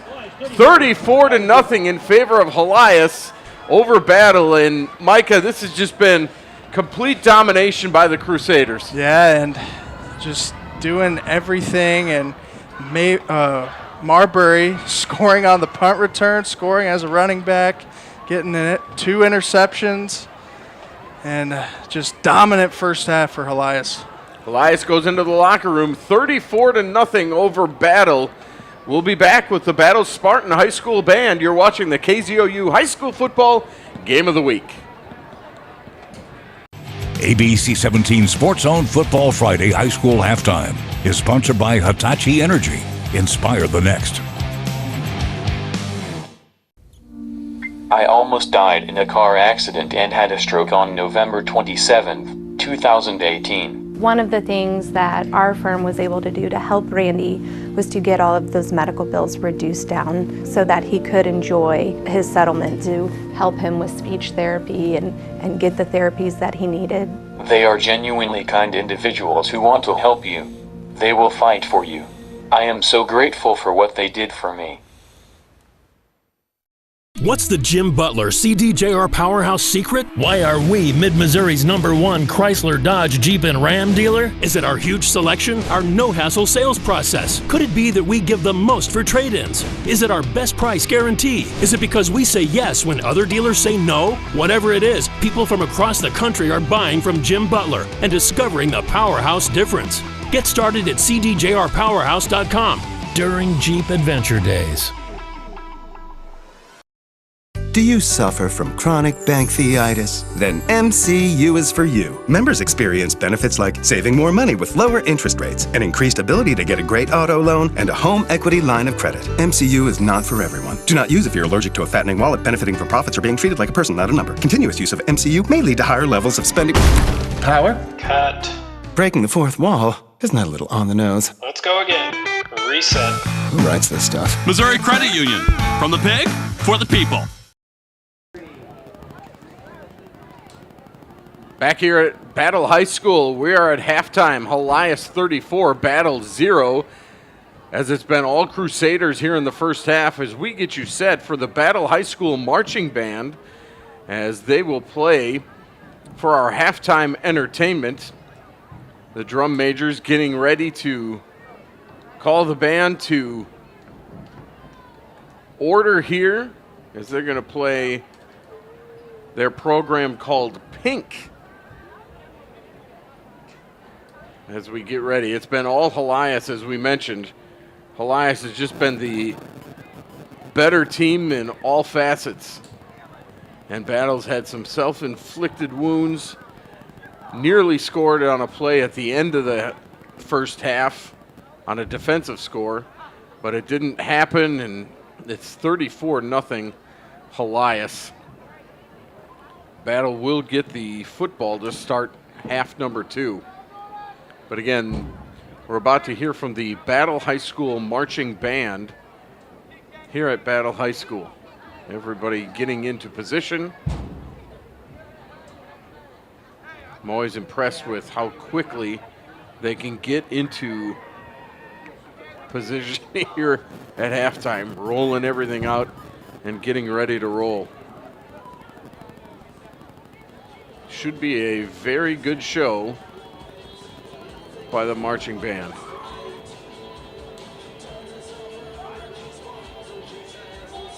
Battle comes in at 0-2. Helias 2-0, the Class 5, number 5 ranked team. Glad you could join us on KZOU. My name is Bo Bayman. As we await the band, a little shout out to Curtis Varnes. Get well wishes to Tex Little and best wishes to Chanel Porter, as she's leaving, I understand, for North Carolina. Congratulations to her. That's big time. I saw Natalie Jones here earlier tonight. SportsZone Football Friday will have all the highlights from week number 3 of high school football around Mid-Missouri. The best show to get all the highlights and scores, SportsZone Football Friday on ABC 17.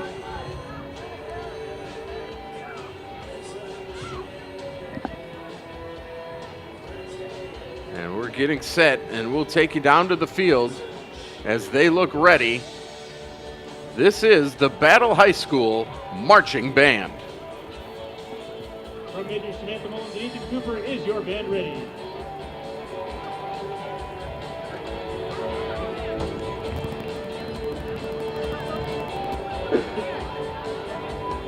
Battle High School Band, you may take the field.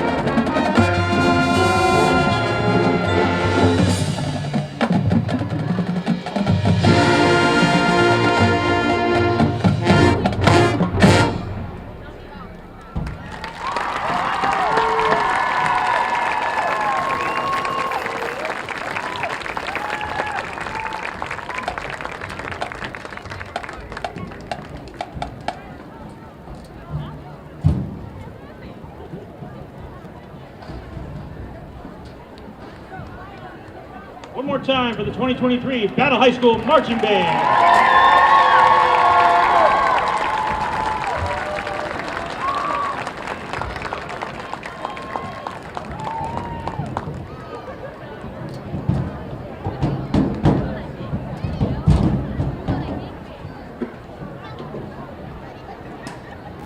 Great job there by the Battle High School Marching Band as they play their performance labeled Pink.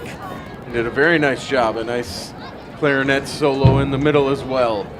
We'll take a break. It's Helias 34, Battle 0 at the half. When we come back, some stats from the first half. You're watching the KZOU High School Football Game of the Week. Are you looking for an exciting career? If so, then we're looking for you. Hitachi Energy is hiring full-time hourly team members at our Jeff City location with an average starting rate of $23 to $27 per hour. Full-time hires are eligible for benefits starting day one. An exciting career is waiting for you, so don't wait. Apply online today at hitachienergy.com/career. Columbia Public Schools are on a mission, a never-ending quest to be the best school district in the state, and they're well on the way. With the help and support of their generous marketing partners, CPS has contributed over $1.8 million to Missouri State High School Activities Association programs. So how has it paid off? Nearly 40% of the student body in secondary school participate in athletics and activities, and you can be part of the mission too. Visit these websites today for all the details on how you can help CPS and get involved today. With fall inventory on the way, Machins savings are here to stay. Shop over 1,000 vehicles at any of the Joe Machins family of dealerships today during our fall sell-all sales event. Over 13 brands and 10 dealerships gives you the best selection, and our volume advantage saves you even more. Cars, trucks, SUVs, CUVs, even hybrid and fully electric. If you're in the market, Machins has it, and we have it for less. Visit the Joe Machins family of dealerships today or click Machins.com. Joe Machins Automotive Group, part of the McClarty Automotive Group family. Back here at Battle High School, it's Helias 34, Battle 0. We are at halftime. Go over some of these first half stats alongside Micah Wright. I'm Bo Bayman. Thanks as always for joining us on the Game of the Week right here on KZOU. And Greg Wren just handed us the stats, Micah, and I tell you what, it is lopsided, to say one thing. A couple of things that stand out. Battle has 7 first downs. Helias only has 6, but the total yards, Helias 236, Battle with 34. Yeah, that's as lopsided as it gets, and that's a culmination for Battle of some sacks, negative plays, a couple mishandled snaps, and a fumble. And I mean, you look at Alex Fernandez with negative 35 rushing yards, and due in part to those sacks. And that part doesn't surprise me. The first downs did surprise me, though, but then you think back of every big play coming, which was what really would have been probably the first down of that drive anyway. So a lot of big plays and doing it any way they want to, staying pretty balanced, which I was honestly surprised to see from Helias' standpoint. I thought they'd run the ball a little more, but either way, they're scoring points. Yeah, Helias with 16 rushes for 107 yards. Sam Wyrick is 8 of 11 for 129 yards through the air and 2 touchdowns. Don't forget, they also have a punt return for a touchdown. So they didn't even have a drive on that one. Here's how the scoring went. Alex Marbury scored with 7:30 to go in quarter number 1 on a 1 yard touchdown run. Then Helias got the ball back with 3:19 to go. Lucas Bloomer caught a 63-yard pass from Sam Wyrick. That culminated a 4-play, 85-yard drive that went for 1 minute and 10 seconds. Then, after the defense held, Alex Marbury went 63 yards on the punt return. The point after was good. It was 21-0. In the second quarter, Mason French, a 1-play drive. It took a 52-yard run to the house, 14-second drive. French has 10 carries for 98 yards in the first half, and then it was Wyrick to Miles Gresham. That was a 10-yard pass, and Time of that drive was 40 seconds. So they've scored quickly. So the time of possession is in favor of Battle.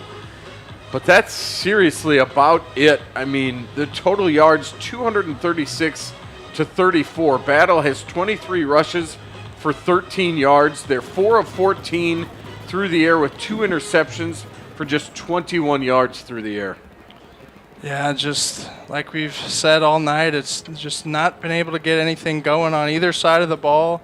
And the one time they did get a stop, or the 2 times they got a stop, the offense wasn't able to help the defense out. So Battle, they've just got to reset. They've got to look at this as a brand new ball game. Even though you're down 34-0, you got to somehow get fired up to win the second half at the very least here. Yeah, no doubt about it. Lucas Bloomer has 1 catch for 63 yards and that score. Luke Swan, 2 catches for 10 yards for Helias. Sam Lopez, a catch for 14. Cam Helsher, 1 for 8. Austin Weaver, 2 for 24. And Miles Gresham, 1 for 10 and that touchdown. For Battle receiving, DeQual Wright, 1 catch for 4 yards. Chris Brown, a catch for 10. And Elijah Jackman, 1 for 9. Keon Marshall has 1 catch for -2 yards. Marshall, however, does have 14 carries for 48 yards. It's just the -35 yards from Alex Fernandez that's really hurting the Spartans. The Spartans have punted 3 times for an average of 31 yards. Helias did not punt in the first half. Yeah, that didn't surprise me either, given the score. But I mean, you just look at total plays: 37 for Battle, and just I think 27 for Helias. I mean, that's just goes to show how efficient Helias has been, is picking up a lot of yards every single play. You know, Chris Hench has talked this week about how his team has been able to play some of the younger guys just because they've been so far ahead in their games. And guess what? They're going to be able to do that tonight. They're 1 point away from turbo clock here in the second half. So he's going to get to see some of these younger guys again. Yeah, and they would have had it without the missed extra point. So you wonder if their kicker got some critiques there on the sideline of like, man, we could have been at halftime by now. But no, it's every coach's dream to be able to play those young guys as soon as possible, and they probably could do it as early as the first drive in the second half. Don't know if it'll be quite that early, but given the circumstances, we're definitely going to see a lot of their young guys in that second and maybe even third group for Helias out here in the second half. You know, I was thinking the opposite. Maybe they're like, hey, why don't you shank this one so we don't put it on the turbo clock? We get the third quarter rolling the way we want it. You never know. And you're up this big and dominating. You want to stay out there as long as possible. So. And again, Helias has a huge game next week when they travel to number 1 in Class 5, Cardinal Ritter. That will be a great test for the Crusaders. Then in 2 weeks, they're at Rockbridge, another good test, as the Bruins at last count were up at halftime at Jeff City, 21-7. Other scores from around the area. Yes. I know you got a couple. Yep, so actually an update on that one. Jeff City did score to start the third quarter, so it's now 21-14 Rockbridge at Jeff City as the Jays are hosting that one. And Cap City's at Hickman tonight, and we thought this was a blowout. That one's 45-8 Capital City at halftime, as Hickman at least got on the board, which we can't say for Battle so far, but that one another blowout. And Smith, sorry to interrupt. Oh, no. I'm not joking when I say this. I think that was 8-7 Hickman. Was it really? Yeah. So now it's 45-38 unanswered for the Cavaliers, but Warrensburg leads Smith Cotton and Sedalia 26-0, and last update was in the second there. And Father Tolton at home against Louisiana up big, 34-13 at half. And then another blowout was CBC up 35-14 against SLU at half.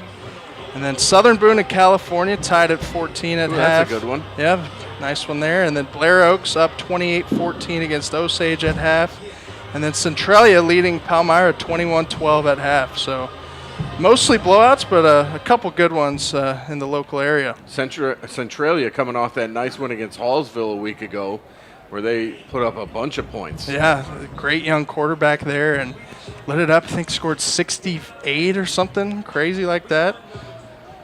Well, we'll take a break. Here it's Helias 34, Battle 0 as we approach the third quarter. You're watching the high school game of the week right here on KZOU. 1851 Underground Tap and Grill offers historical architecture, great food, and an unforgettable experience. It's a great place for specialty burgers, and be sure to try the Fire and Ice Chicken. We love to bring our clients for half-price appetizers. Great food, great location, great service. What more could you want? Come see for yourself. Why we say, Where good friends, great food, and excellent service come together. Do you use Viagra or Cialis? What if we can promise you the same results for less than $3 a pill? We'll do the math for you. You'll save more than $16 a pill for the same results. Want more? We'll give you 40 blue pills or 40 yellow pills for $99 and add 4 more pills free. You save more than $500. Stop overpaying for Viagra. Ordering is fast and easy with your pills delivered to your door in a non-marked package. Call now. Looking for a great deal on a new used car? Hoyt Auto Sales in Millersburg may have just what you're looking for.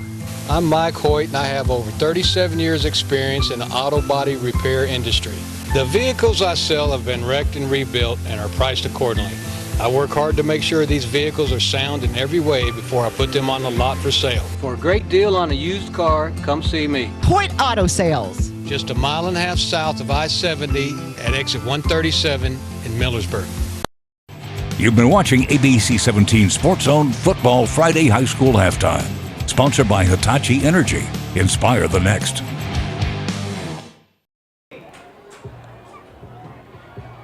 You're watching the high school game of the week right here on KZOU. My name is Bo Bayman.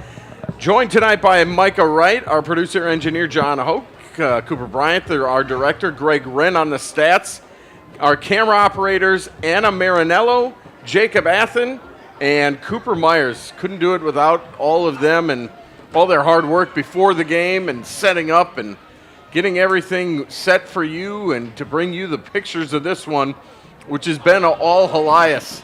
We can't really say too much about this game without talking about the Crusaders. And let's be honest, Micah, Helias has big plans for this year. They've got a good club. They know it. They've got weapons. And they hope to play deep into November and December. Oh, absolutely. And they last year had a decent run and put together a pair of playoff wins, and one of which was against these Battle Spartans. And we're just seeing teams that are trending kind of in the opposite direction. Nothing against Battle, but you're just put in a tough spot as a program with your coach coming in just a month ago, and really just interesting turnaround there as such a tough position to be put in as a player or a coach, as there's a lot of coaches still on this staff. But Helias, like you said, has big plans, and they won the state championship in 2020 and looking to do so again this year. I think they've got a real shot, and though they lost some guys up front, which we've talked about a little bit, really these skill position guys are the strength of this team, and I haven't seen any signs from the offensive or defensive line that worries me at all when looking at the rest of their season and trying to find a weakness on this team. There is a clear difference between who's a better football team right now.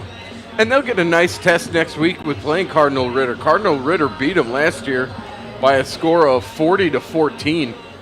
That was kind of an eye-opener for them. And Helias went on to, they beat Battle, they beat Liberty, and then lost to Timberland 41-24. That ended their season a year ago. As we get set here for the second half, Battle will receive the second half kickoff. And again, we are one Helias score away from Turbo Clock. We'll see what kind of substitutions Helias plays with here. Their starters in the first two games played, I would say, the equivalent of 5 of the 8 quarters. Yeah. And they're going to have more of the same tonight. Yeah, another game putting up what we'd assume would be 40-plus points, which they've done in the first 2 weeks already. And like we said, every coach wants their young guys to play when you're in these blowout situations. which we'll see plenty of. Logan Hillman tees it up and puts the right foot to it, and we're underway in the second half. And that ball is into the end zone. Misplayed there by Devin Harris. It's lucky that's a high school rule because that looked like it hit him and went back. I think it did hit him, and I think the rule there is if it did hit him, I think it's a live ball, but I could be mistaken. Yeah, he didn't drop it. He kind of muffed it. Yeah. So just when you say Battle needs something good to happen, they'll start on their own 20. Here we go again. Yeah, right. We'll see if Battle makes any changes. Looks like Fernandez still at QB. Keon Marshall back there. And so they'll come out with their first team. With 11:56 to go, here's the first snap and a quick toss out to the left side to Wright, and Wright is knocked out of bounds after a modest gain, might be a couple. DeQual Wright came in had 9 catches, 118 yards, and 2 touchdowns last week. Yeah, he went off against Capital City, made some impressive touchdown grabs, hitting some contested catches in that one, and tonight he's been targeted here and there, but really they have not established a rhythm in the passing game, and we've seen some great coverage from this Helias secondary. It's a gain of 3. Now a handoff up the middle to Marshall. Marshall's still grinding. He'll get it across the 25-yard line. They'll put it on the 27-yard line. That'll make it a 3rd down and 3.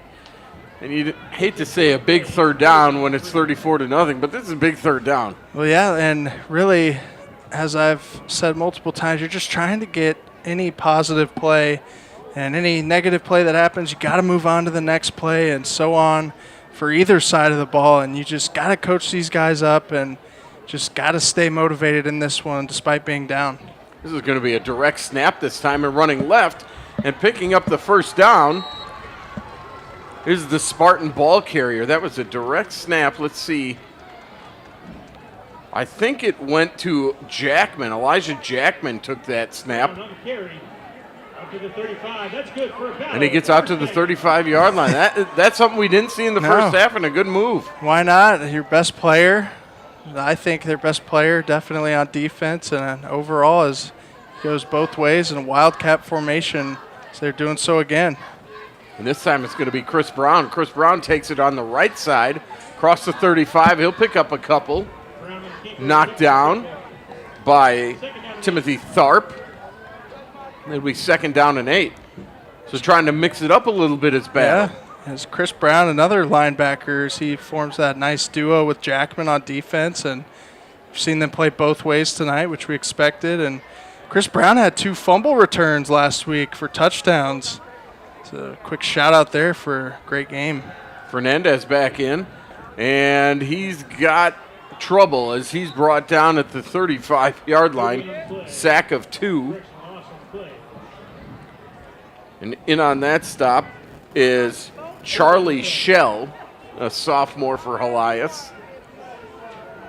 And not helping out his negative rushing yardage from that first half. And again, Fernandez with the happy feet. He needs to trust himself and fire it. Yeah, well, their offensive line is just getting moved off the ball immediately. 3rd down and 10. He wants to go deep. He will. Wright is out there, and he got it.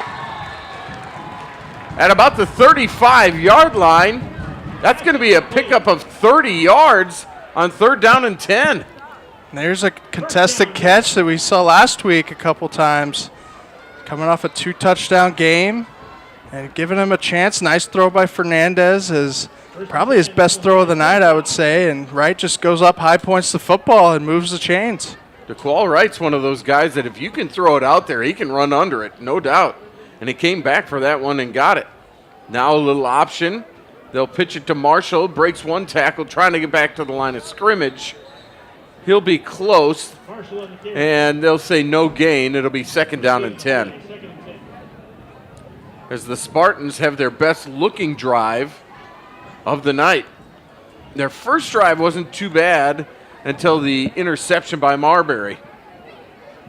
Yeah, just ill-advised throw on that drive, and you got to think it's a part of this has to do with maybe a script written up by this offensive staff, which is a nice job if that's the case, starting off both halves. Spartans have had the ball for 3 minutes. Now it's big time trouble. The pass is tipped and incomplete. Incomplete pass.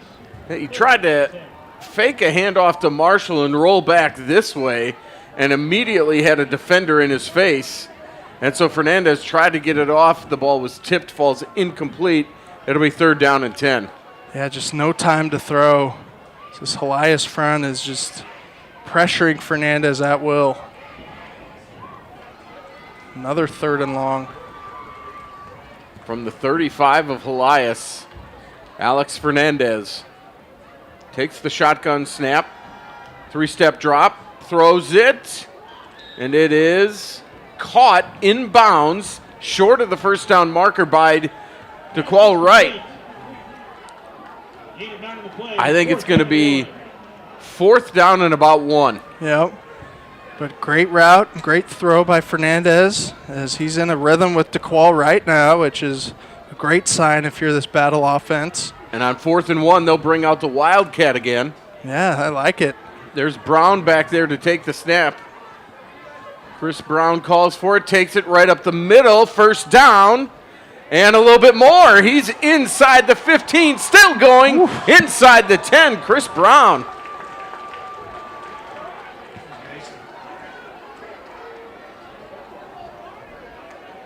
And a 1st down, and Brown's going to stay out there. 1st and goal battle. 1st and goal, Brown calls his number again. This time runs left. We'll get it close to the 5, and Helias knocks him down there. Helmet comes off. Brown to the keeper, picks up 2. And that was Brown's helmet. So Wildcat working, but he's got to come out for one play. When the helmet comes off. Yep. 2nd down and goal from the 7. But that's just a nice job by this offensive staff as they find something that works and roll with it. It's Brown and Marshall and Jackman forming that Wildcat formation. Now it's Fernandez back in. 2nd and goal from the 7. And he's going to run it himself. Fernandez gets it inside the 5 down to about the 3-yard line. As Battle's just running straight ahead on these keepers. 3rd and goal. It'll be 3rd and goal from the 3. Pick up a 4 on that one. Yeah, and you figure that at halftime this staff just made some adjustments, noticed some holes up front. And instead of just dropping back, running straight ahead, which they did in the first half quite a bit, doing so with different formations and some quarterback keepers. Chris Brown's coming back into the game. He sat his one play. 3rd down and goal. Brown in the Wildcat takes it, runs to the left. He's met at about the line of scrimmage and tackled there. Good tackle by guess who? Alex Marbury. Player of the game in all 3 phases. 4th down and goal, and here comes Fernandez back into the game. 4th down and goal, I think from about the 3-yard line. And lost about a half yard on that play. As Helias caught on to that formation. Now just this is your last chance to punch it in the end zone, which they desperately want to do. 12th play of this drive. Alex Fernandez with Keon Marshall in the backfield. And instead we'll have a timeout by the Spartans. That's probably a good timeout. 4th down and goal. Yeah, I like it, and showing the significance of this play.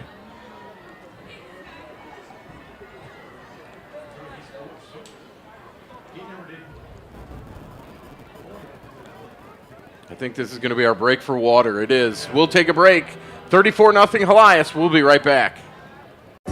After dealing with an accident, most people are concerned about the mounting medical expenses, the loss of their job, how to get by with their injuries. We can help put them back in control. We can give order back to their life and let them get better while we handle all the other issues flying around them. The medical bills, talking with the insurance companies, taking everything off their plate so they only have to focus on getting better. Go to lawmissouri.com and see how Harper, Evans, Wade, and Nettemeyer can help you. With fall inventory on the way, Machins savings are here to stay. Shop over 1,000 vehicles at any of the Joe Machins family of dealerships today during our fall sell-all sales event. Over 13 brands and 10 dealerships gives you the best selection, and our volume advantage saves you even more. Cars, trucks, SUVs, CUVs, even hybrid and fully electric. If you're in the market, Machins has it, and we have it for less. Visit the Joe Machins family of dealerships today or click Machins.com. Joe Machins Automotive Group, part of the McClarty Automotive Group family. Columbia Public Schools are on a mission, a never-ending quest to be the best school district in the state, and they're well on the way. With the help and support of their generous marketing partners, CPS has contributed over $1.8 million to Missouri State High School Activities Association programs. So how has it paid off? Nearly 40% of the student body in secondary school participate in athletics and activities, and you can be part of the mission too. Visit these websites today for all the details on how you can help CPS and get involved today.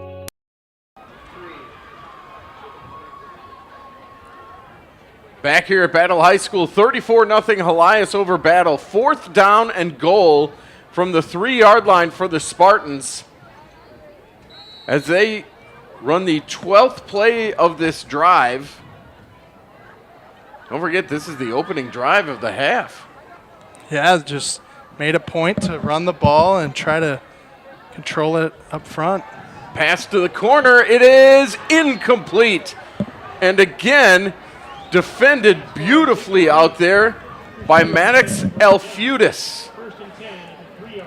So Helias holds and they'll take over. They wanted right in the corner, and number 4 said, I don't think so. Helias just holds beautifully and takes over. Yeah, I don't hate the idea of giving Daquan Wright a chance there. So he's great at high point in the football, which we saw on that drive. But just you spin that drive, running the football well out of the Wildcat, and then get stuffed on that 3rd down. Yep. And I would have liked to see something different than a play designed just for one guy to go get a jump ball. But great defense by Helias once again, as they're now challenged offensively for the first time as trying to go 97 yards. Wyrick hands it off to French, and French will get it out near the 5-yard line. And he's gang tackled out there after a pickup of about 2. It'll be 2nd down and 8 as they try to get out of the shadow of their own end zone. Yeah, and I think they're already in milk the clock mode. Yeah, no question. Didn't see in their last drive to end the half as they were trying to get points, but they're doing it here. Wyrick runs the option. French comes out here. Oh, and a beautiful tackle out there. Great tackle by the Battle Spartan player. Let's see who that was. Jaden Donnelly shoots through. There you see him in the middle of your screen. Donnelly shoots through. That's a loss on the play. It'll be 3rd down and 9. Yeah, great job filling the gaps there on the outside, defending that option run. And now 3rd and long, Battle defense. Fake handoff. Wyrick rolls out. He's being chased. He's looking to throw. Does throw back behind him. And it is caught out past the 25-yard line. Wyrick rolls to his left, throws back across his body, and it is caught.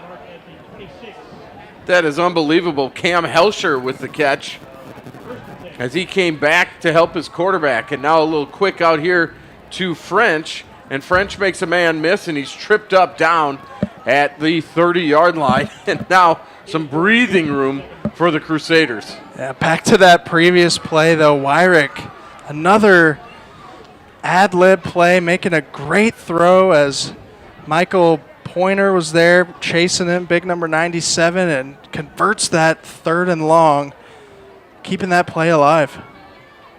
Wyrick wants to throw again, does over the middle, has a man, but it's too tall. That could have been 6 for Sam Lopez. Lopez was open over the middle. Yeah. It's almost like that play was a run-pass option. I think it was, yeah. Just an RPO that you see a lot, especially in college. And Lopez was wide open. I think you were right. I think he was going to get 6 if he was able to complete that pass.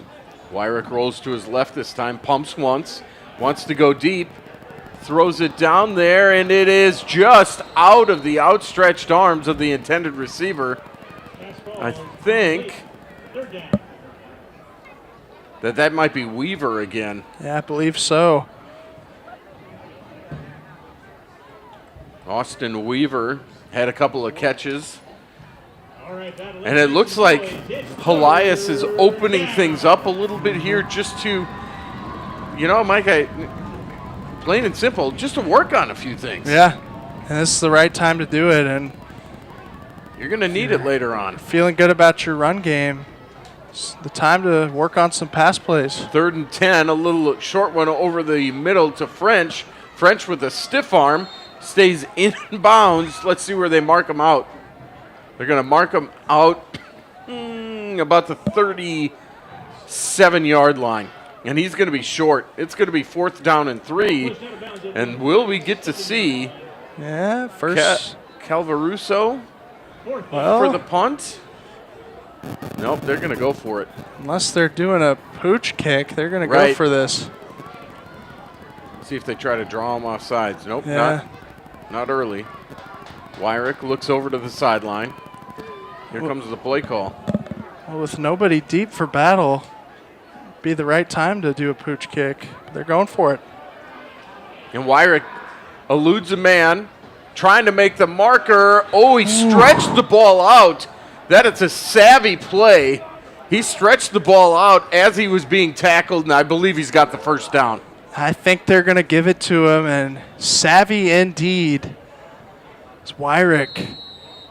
Seems like every 3rd and 4th down, he's done exactly what he's needed to, extending plays, and then they're using his legs.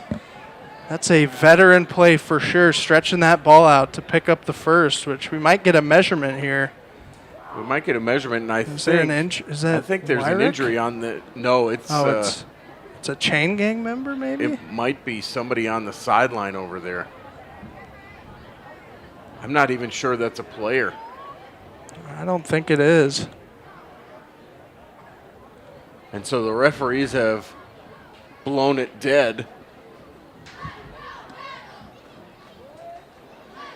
We'll take a break and we'll try to find out what's going on the far side.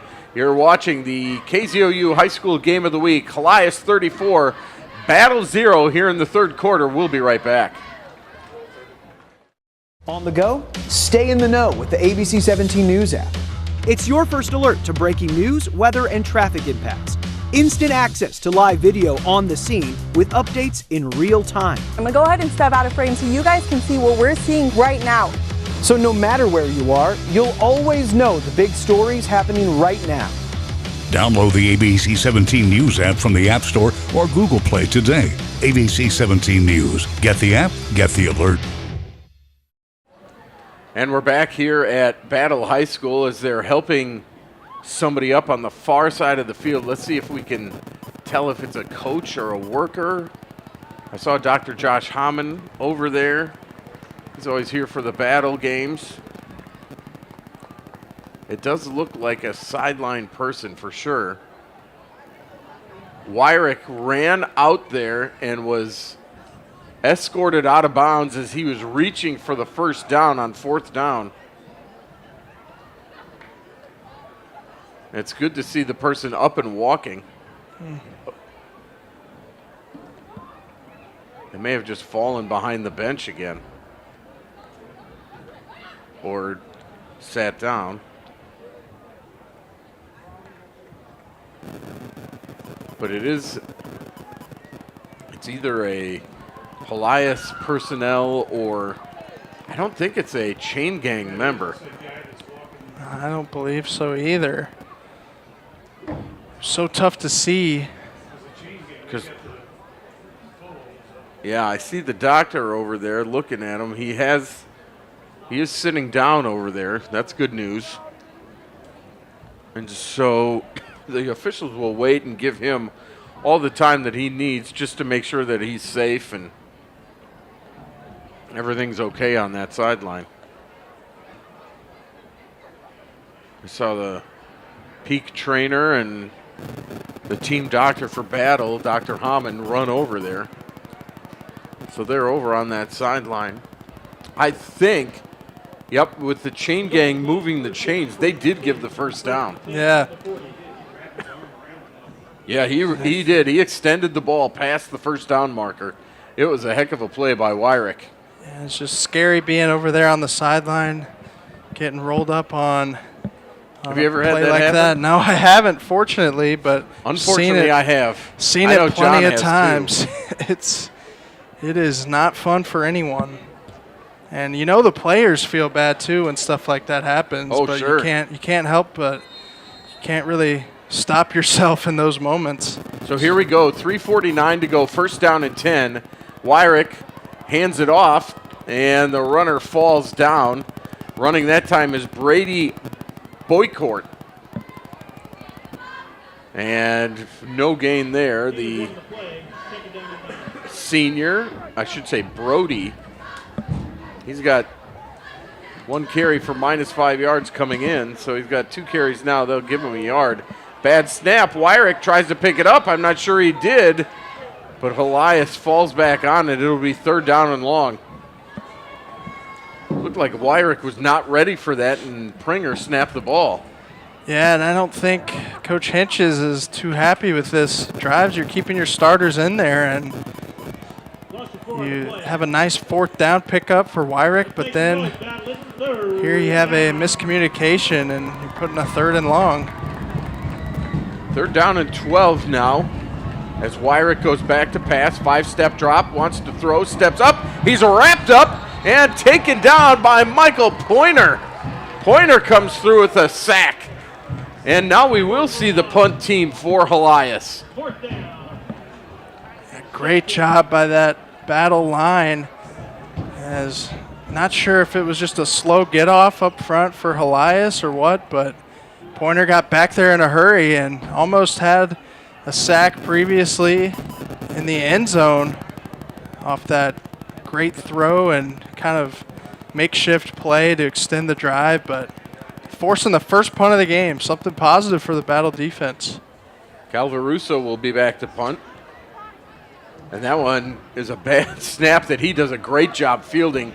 Vernell Holt back there for Battle, lets it go, and what a Helias bounce inside the 20-yard line. It'll be down at the 18-yard line.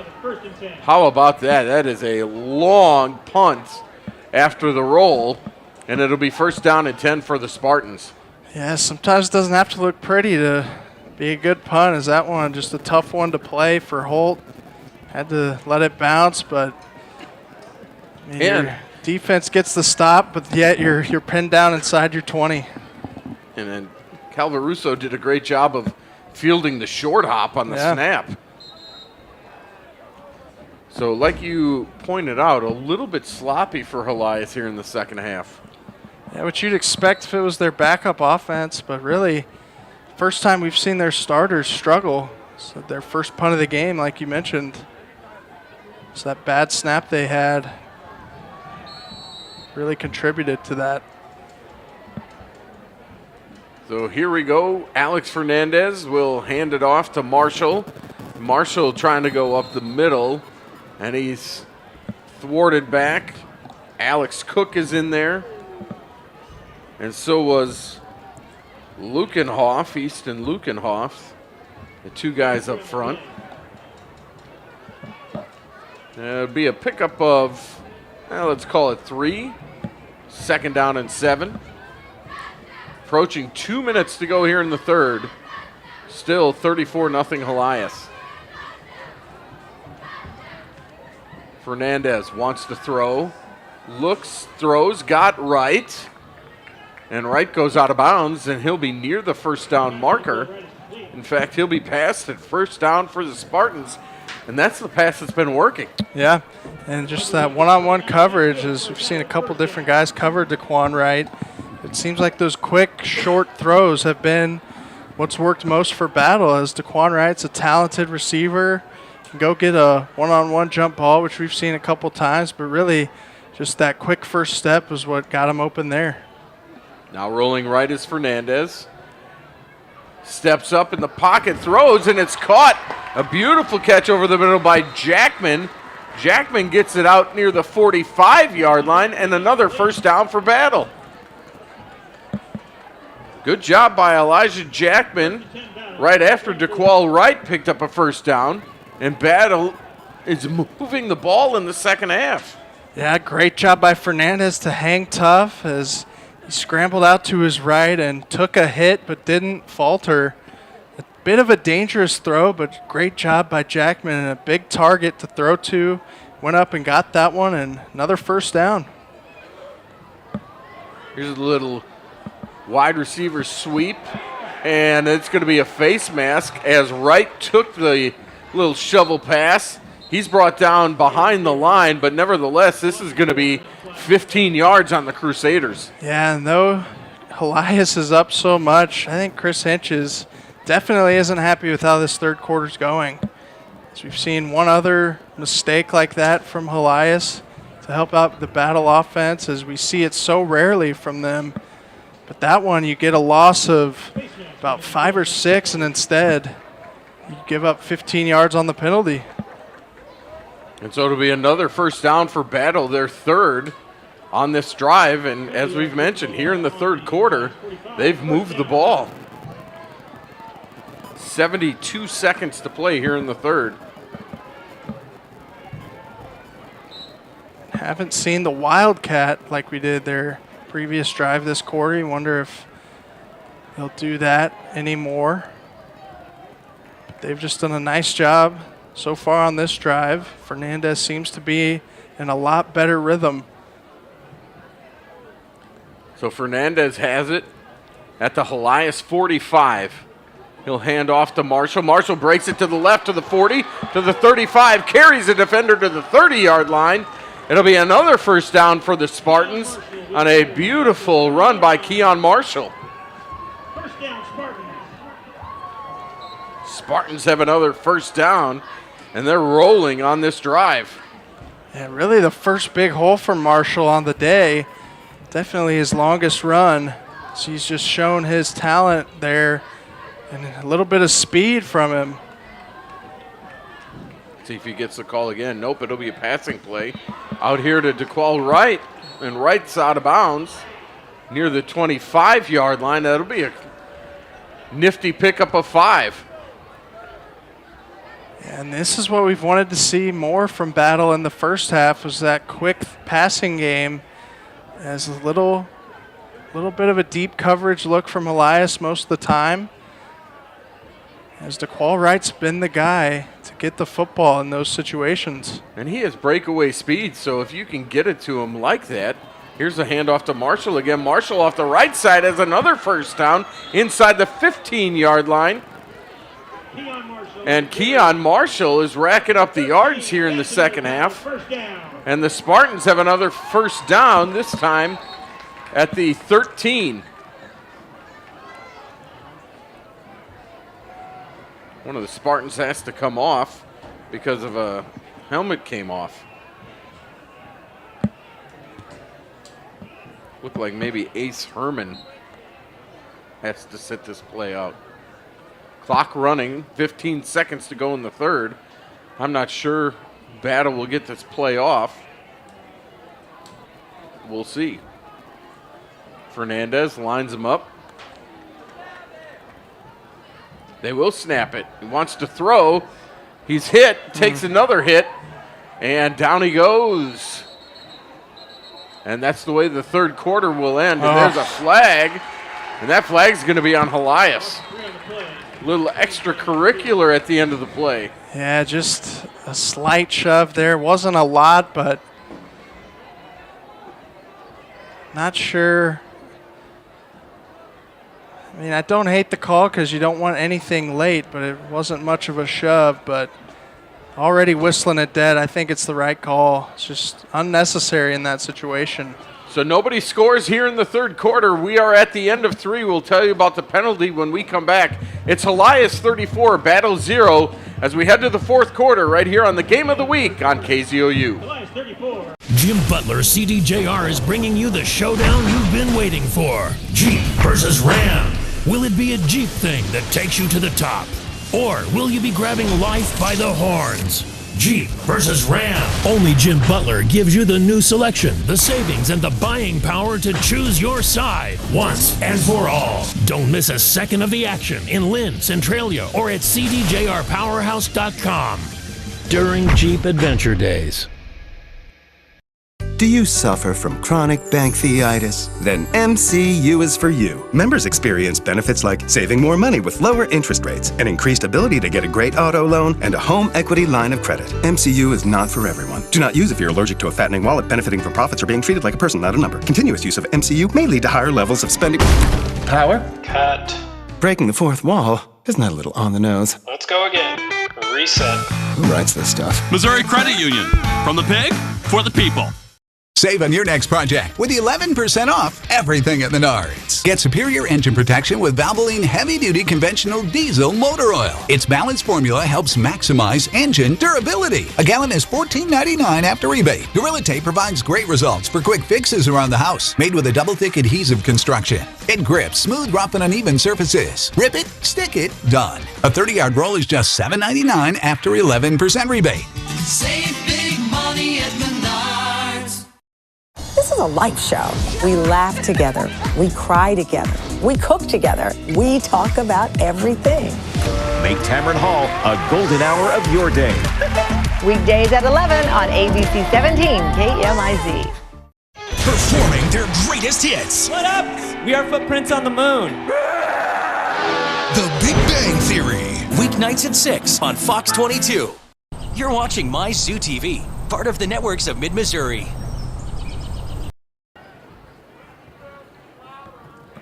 Back here for the final 12 at Battle High School. It's Helias 34, Battle 0. Battle knocking on the door, hoping to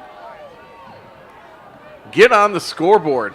It's going to be second down and 5 here as they go in the Wildcat, and that's Chris Brown, and he's tackled inside the 10-yard line. That was effective in the third quarter, but not effective there, as here comes Fernandez and Marshall. It's a good, different look to give, but it's third down and 6. Yeah, just a little too patient there was Chris Brown, and great job by both levels of the Helias defense. Their line and linebackers keep in pursuit, and if you do that, I think you just got to run it downhill. They'll hand off to Marshall. Marshall met in the hole by a nice form tackle. And that was Sam Lopez on the tackle. It'll be fourth down. And again, if you're you don't want to kick it down 34-0, but at the same time, it'd be points. It'd be points. But I think they're going to go for it. They'll keep Fernandez and Marshall out there. Fourth down and about 5, and here's a timeout. Helias, no one was out there on number 2, receiver. Devin Harris. Yep. So 10:44 to go. Fourth down and 5 from the 8-yard line. Battle will try to break the goose egg, because it's been all Helias. Helias with 34 first half points. Nobody scores in the second half so far. But this is the second time Battle's been in the Helias red zone. They came away empty the first time, stopped at the 3. Now they're on the 8, trying to finish this one off. Yeah, and now in another obvious passing situation like they were in the previous time. They're down here on a fourth down. Wonder if they try to go jump ball to the qual right again, or whether they run a type of rollout or maybe a quarterback run, which we saw a couple times inside the 10. A lot of options here Got to mix them up. I think you got to try to throw this one in the end zone. I think you're right. Right is split wide left. That's Harris over here on the right. Here comes Fernandez. He's got Marshall behind him. He rolls to his left, does Fernandez. Tries to get away from a man, now throws it. It's intercepted. And going down the sideline is one of the Crusaders. I think he's still in bounds. There is a flag down, but taking it all the way back is Weaver. Weaver goes 98 yards for a touchdown. But let's see what the flag is about. Yeah. I think the Battle team may get a bench penalty here because they thought he stepped out of bounds. That's about the spot where you throw that, and a coach, if any coach is on the field too, and the assistant. Austin Weaver caught the ball. It was underhanded by the quarterback Fernandez. Weaver caught it, motored down the sideline, and went 98 yards for a touchdown. I'm shocked it wasn't Alex Marbury Marbury that ended up with that interception. Right place, right time. But Weaver just made the play, and that's just Fernandez trying to make something happen. On fourth down. Have to get rid of it on fourth down, so can't really fault him there. Just trying to give anybody a shot near that play. But now the refs are going to talk about this one. Let's see what they say here. They are talking about it. If it's a touchdown, Helias will reach the turbo clock with 10:19 to go. Still gathered are the officials. I think that's every official on the field. I'm trying to see if Yep. One's running towards the Helias sideline. He'll talk to Coach Henches. I'm sure another one will come and talk to Coach Herman over here.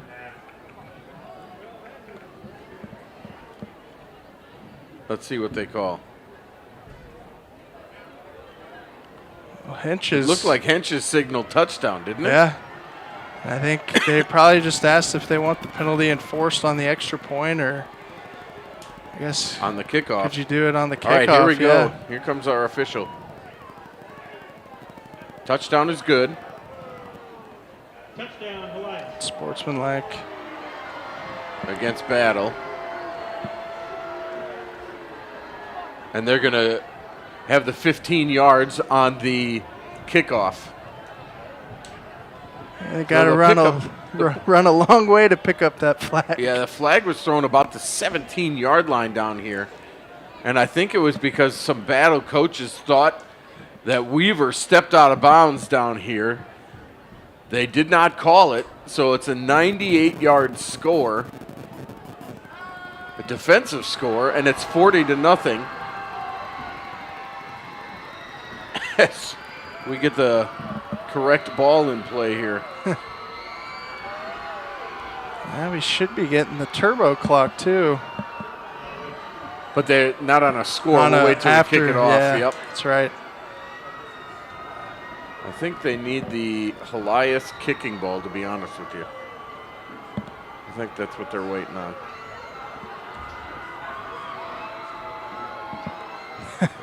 It's Coach Herman.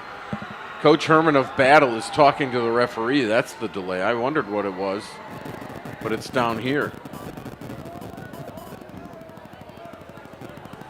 Coach Herman wanted an explanation, got it, and now we'll kick the extra point. Yeah, probably wasn't too happy that he wasn't talked to, and Henches was, but Henches had the choice of where he wanted the penalty.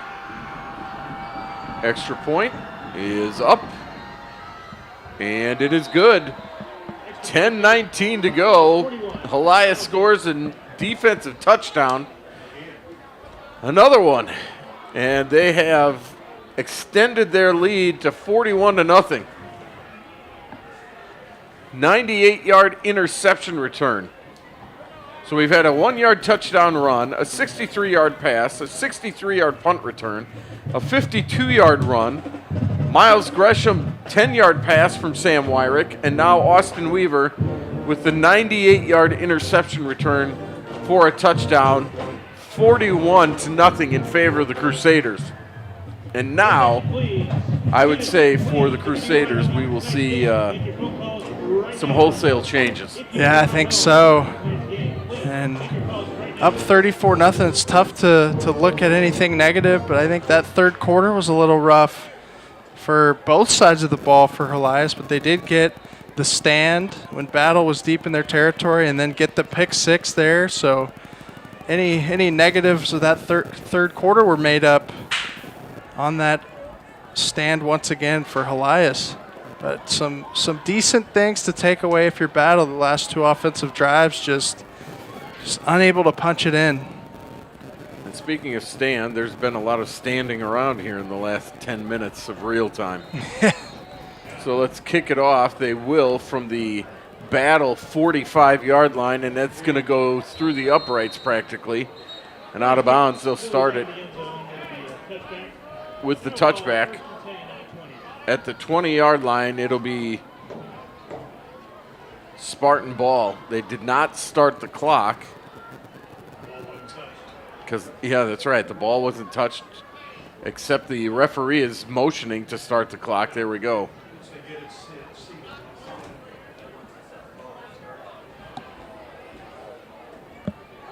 So now we're in the turbo clock situation. We are due one more break for water. I don't know if they'll do that now. We'll probably wait and see. As Fernandez is back with Keon Marshall behind him. Alex Fernandez looks to throw, pumps once, wants to go deep. He's going for Harris. Harris can't come up with it. It's incomplete.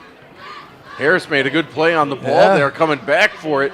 Just couldn't corral it. Great adjustment. Not a bad throw. It was really in double coverage, but Harris turned the right way. It was just a little too low to corral. It'll be 2nd down and 10 for the Spartans from their own 20. Trailing 41-0. Helias looks like they want to bring pressure. They will. Here's another deep ball going for Harris again. And this one should be interference. It is. Harris couldn't come up with it, but the defender was there just a little bit early, and C.J. Howell ran in to Devin Harris. And that's going to be a 15-yard penalty. It's so tough to be a defensive back, and plays like that, the timing of it is so difficult to avoid interference. Just got there a touch too early. But that could have been a touchdown. Well, that's what I was about to say. That's another play there. When you're talking about Fernandez, if he lofts that ball, Harris had a step. If they can connect on that, they're going to have some success later this year. Yeah, and it was a little bit more pressure, too, on that play. Handoff this time to Marshall, bounces it to his right, nearly breaks through the line, but a shoestring tackle at the line. Tackle very nicely made to save a long gain right there. There's a lot of newcomers in there right now. And for Helias, the tackle was made by Bryce Allen, a 6'6" junior. Under 9 minutes now. Wanting to go deep again to Harris. And that one is intercepted. Wow. Intercepted by C.J. Howell. They went to the well one too many times trying to go and hit that play to Devin Harris, but C.J. Howell, who just incurred the interference penalty, comes up with the interception, and Helias is back on offense. Yeah, and that's C.J. Howell making up for the penalty, making a nice play, intercepting that ball, but it's just not Fernandez's strength going deep, as we've seen multiple times, and really wasn't open there and forced it. Great coverage by Howell, and yet another Battle turnover. And so here comes Helias back out. And they'll take as much time as they want. I was going to say, with that turbo clock, can't really blame them. Let's see if Wyrick is still the quarterback. I can't imagine he is. Nope. Looks like it'll be Weaver. Weaver hands it off. And running to the right side is Brody Boycourt. And Boycourt will pick up a couple of yards. And it'll be second down. And one of the Spartans comes up limping. I think that's Donnelly. Jaden Donnelly was limping. He's going to stay in there, though.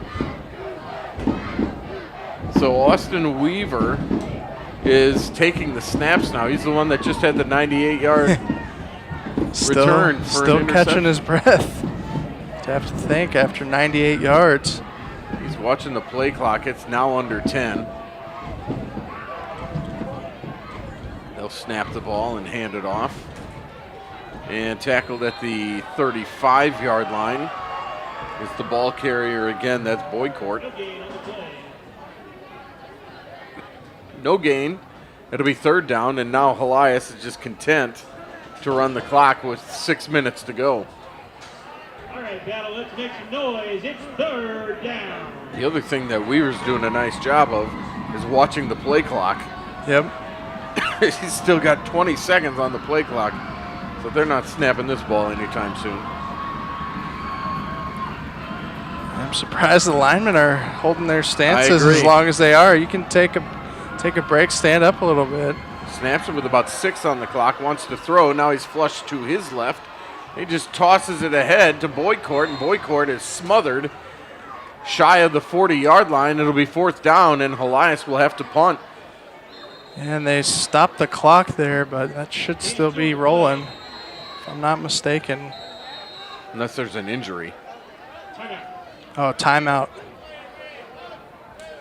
We'll take the timeout with them. 41-0 Helias over Battle. You're watching the KZOU Game of the Week. Are you looking for an exciting career? If so, then we're looking for you. Hitachi Energy is hiring full-time hourly team members at our Jeff City location with an average starting rate of $23 to $27 per hour. Full-time hires are eligible for benefits starting day one. An exciting career is waiting for you, so don't wait. Apply online today at hitachienergy.com/career. Randall was working a triathlon and he was hit by a car. He died 6 months later. Harper, Evans, Wade, and Ennemeyer can just alleviate so much stress. I could email them, call them, and they responded immediately and were always available. They're so good about building a relationship with you. They're the team that's working so hard and you're so grateful for them.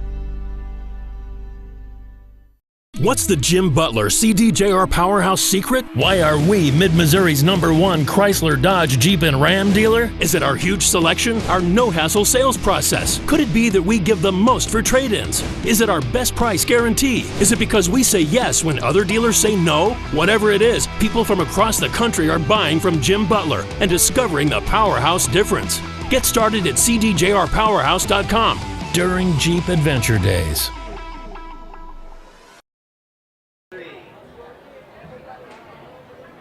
Back at Battle High School, I'm Bo Bayman alongside Micah Wright and our great KZOU crew here tonight. It's 41-0 Helias over Battle here, 5:26 to go in the fourth quarter. It's fourth down, and Helias will punt as we get back into action. Nick Cavalrusso will be back to punt this ball away.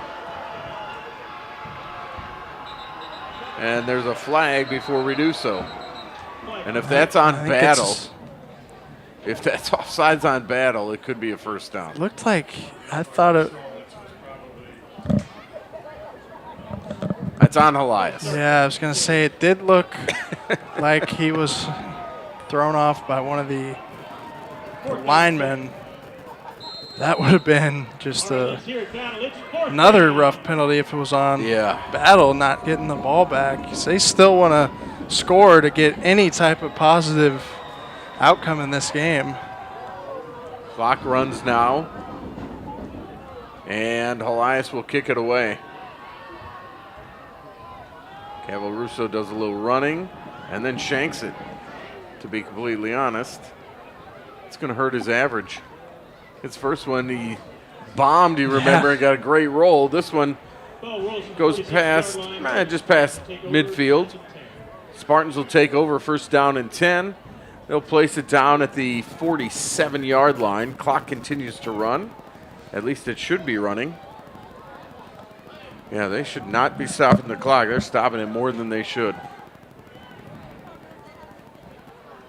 And this is when, as an offense, you do have to keep things going. Yeah. The referees are telling them, clock is rolling. Let's see who comes. It's going to be Fernandez. And I like keeping him in there. He's struggled against a great defense, but even in a game like this, with the game already being decided, you want to just let your quarterback know, hey, we trust you, and we want you to get a chance at a touchdown to finish this game. Hands off to a freshman in there now who gets it near midfield. Truth Shepard Rabin, 9th grader. And 5'9", 145, wearing number 20.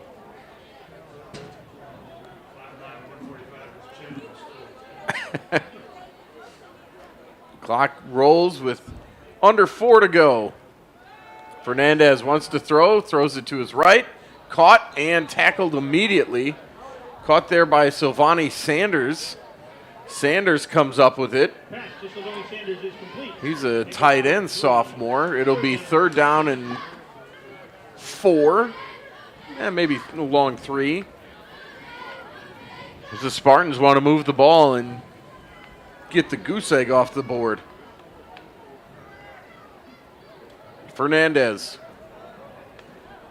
with Shepard Rabin, and he'll hand it off to him, and he plows forward past the line to gain. It's a first down. First down for the Spartans as we approach 3 minutes to go. Gain of 3 on the play. That's good for a battle. First down.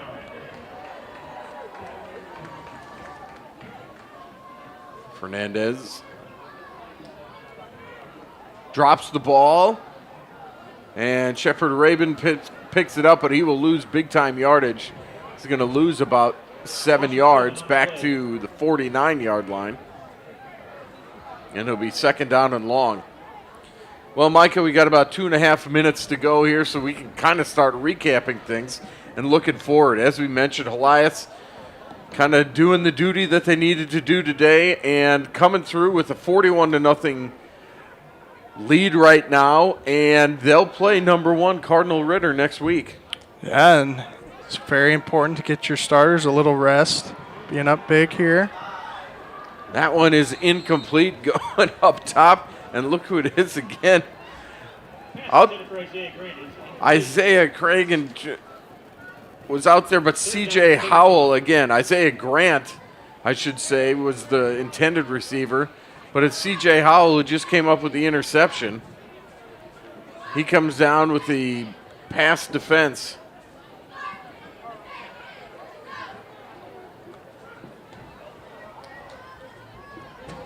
Fernandez wants to throw. He wants to throw deep again. That one is tipped and incomplete. Almost caught off the deflection by Jackman. A great effort by Jackman. Almost came away with that deflection. Jackman nearly came up with it. It'll be 4th down. And let's see what the Spartans want to do here. I think they'll go for it. Yeah, just last shot at getting points on the board. They're all out of sorts, however. It looks like they may have to call a timeout here. It's been that kind of night. Yep, they will call a timeout with 54 seconds to go. Timeout, battle. 41-0. Now we can recap. Helias with a big one with Cardinal Ritter.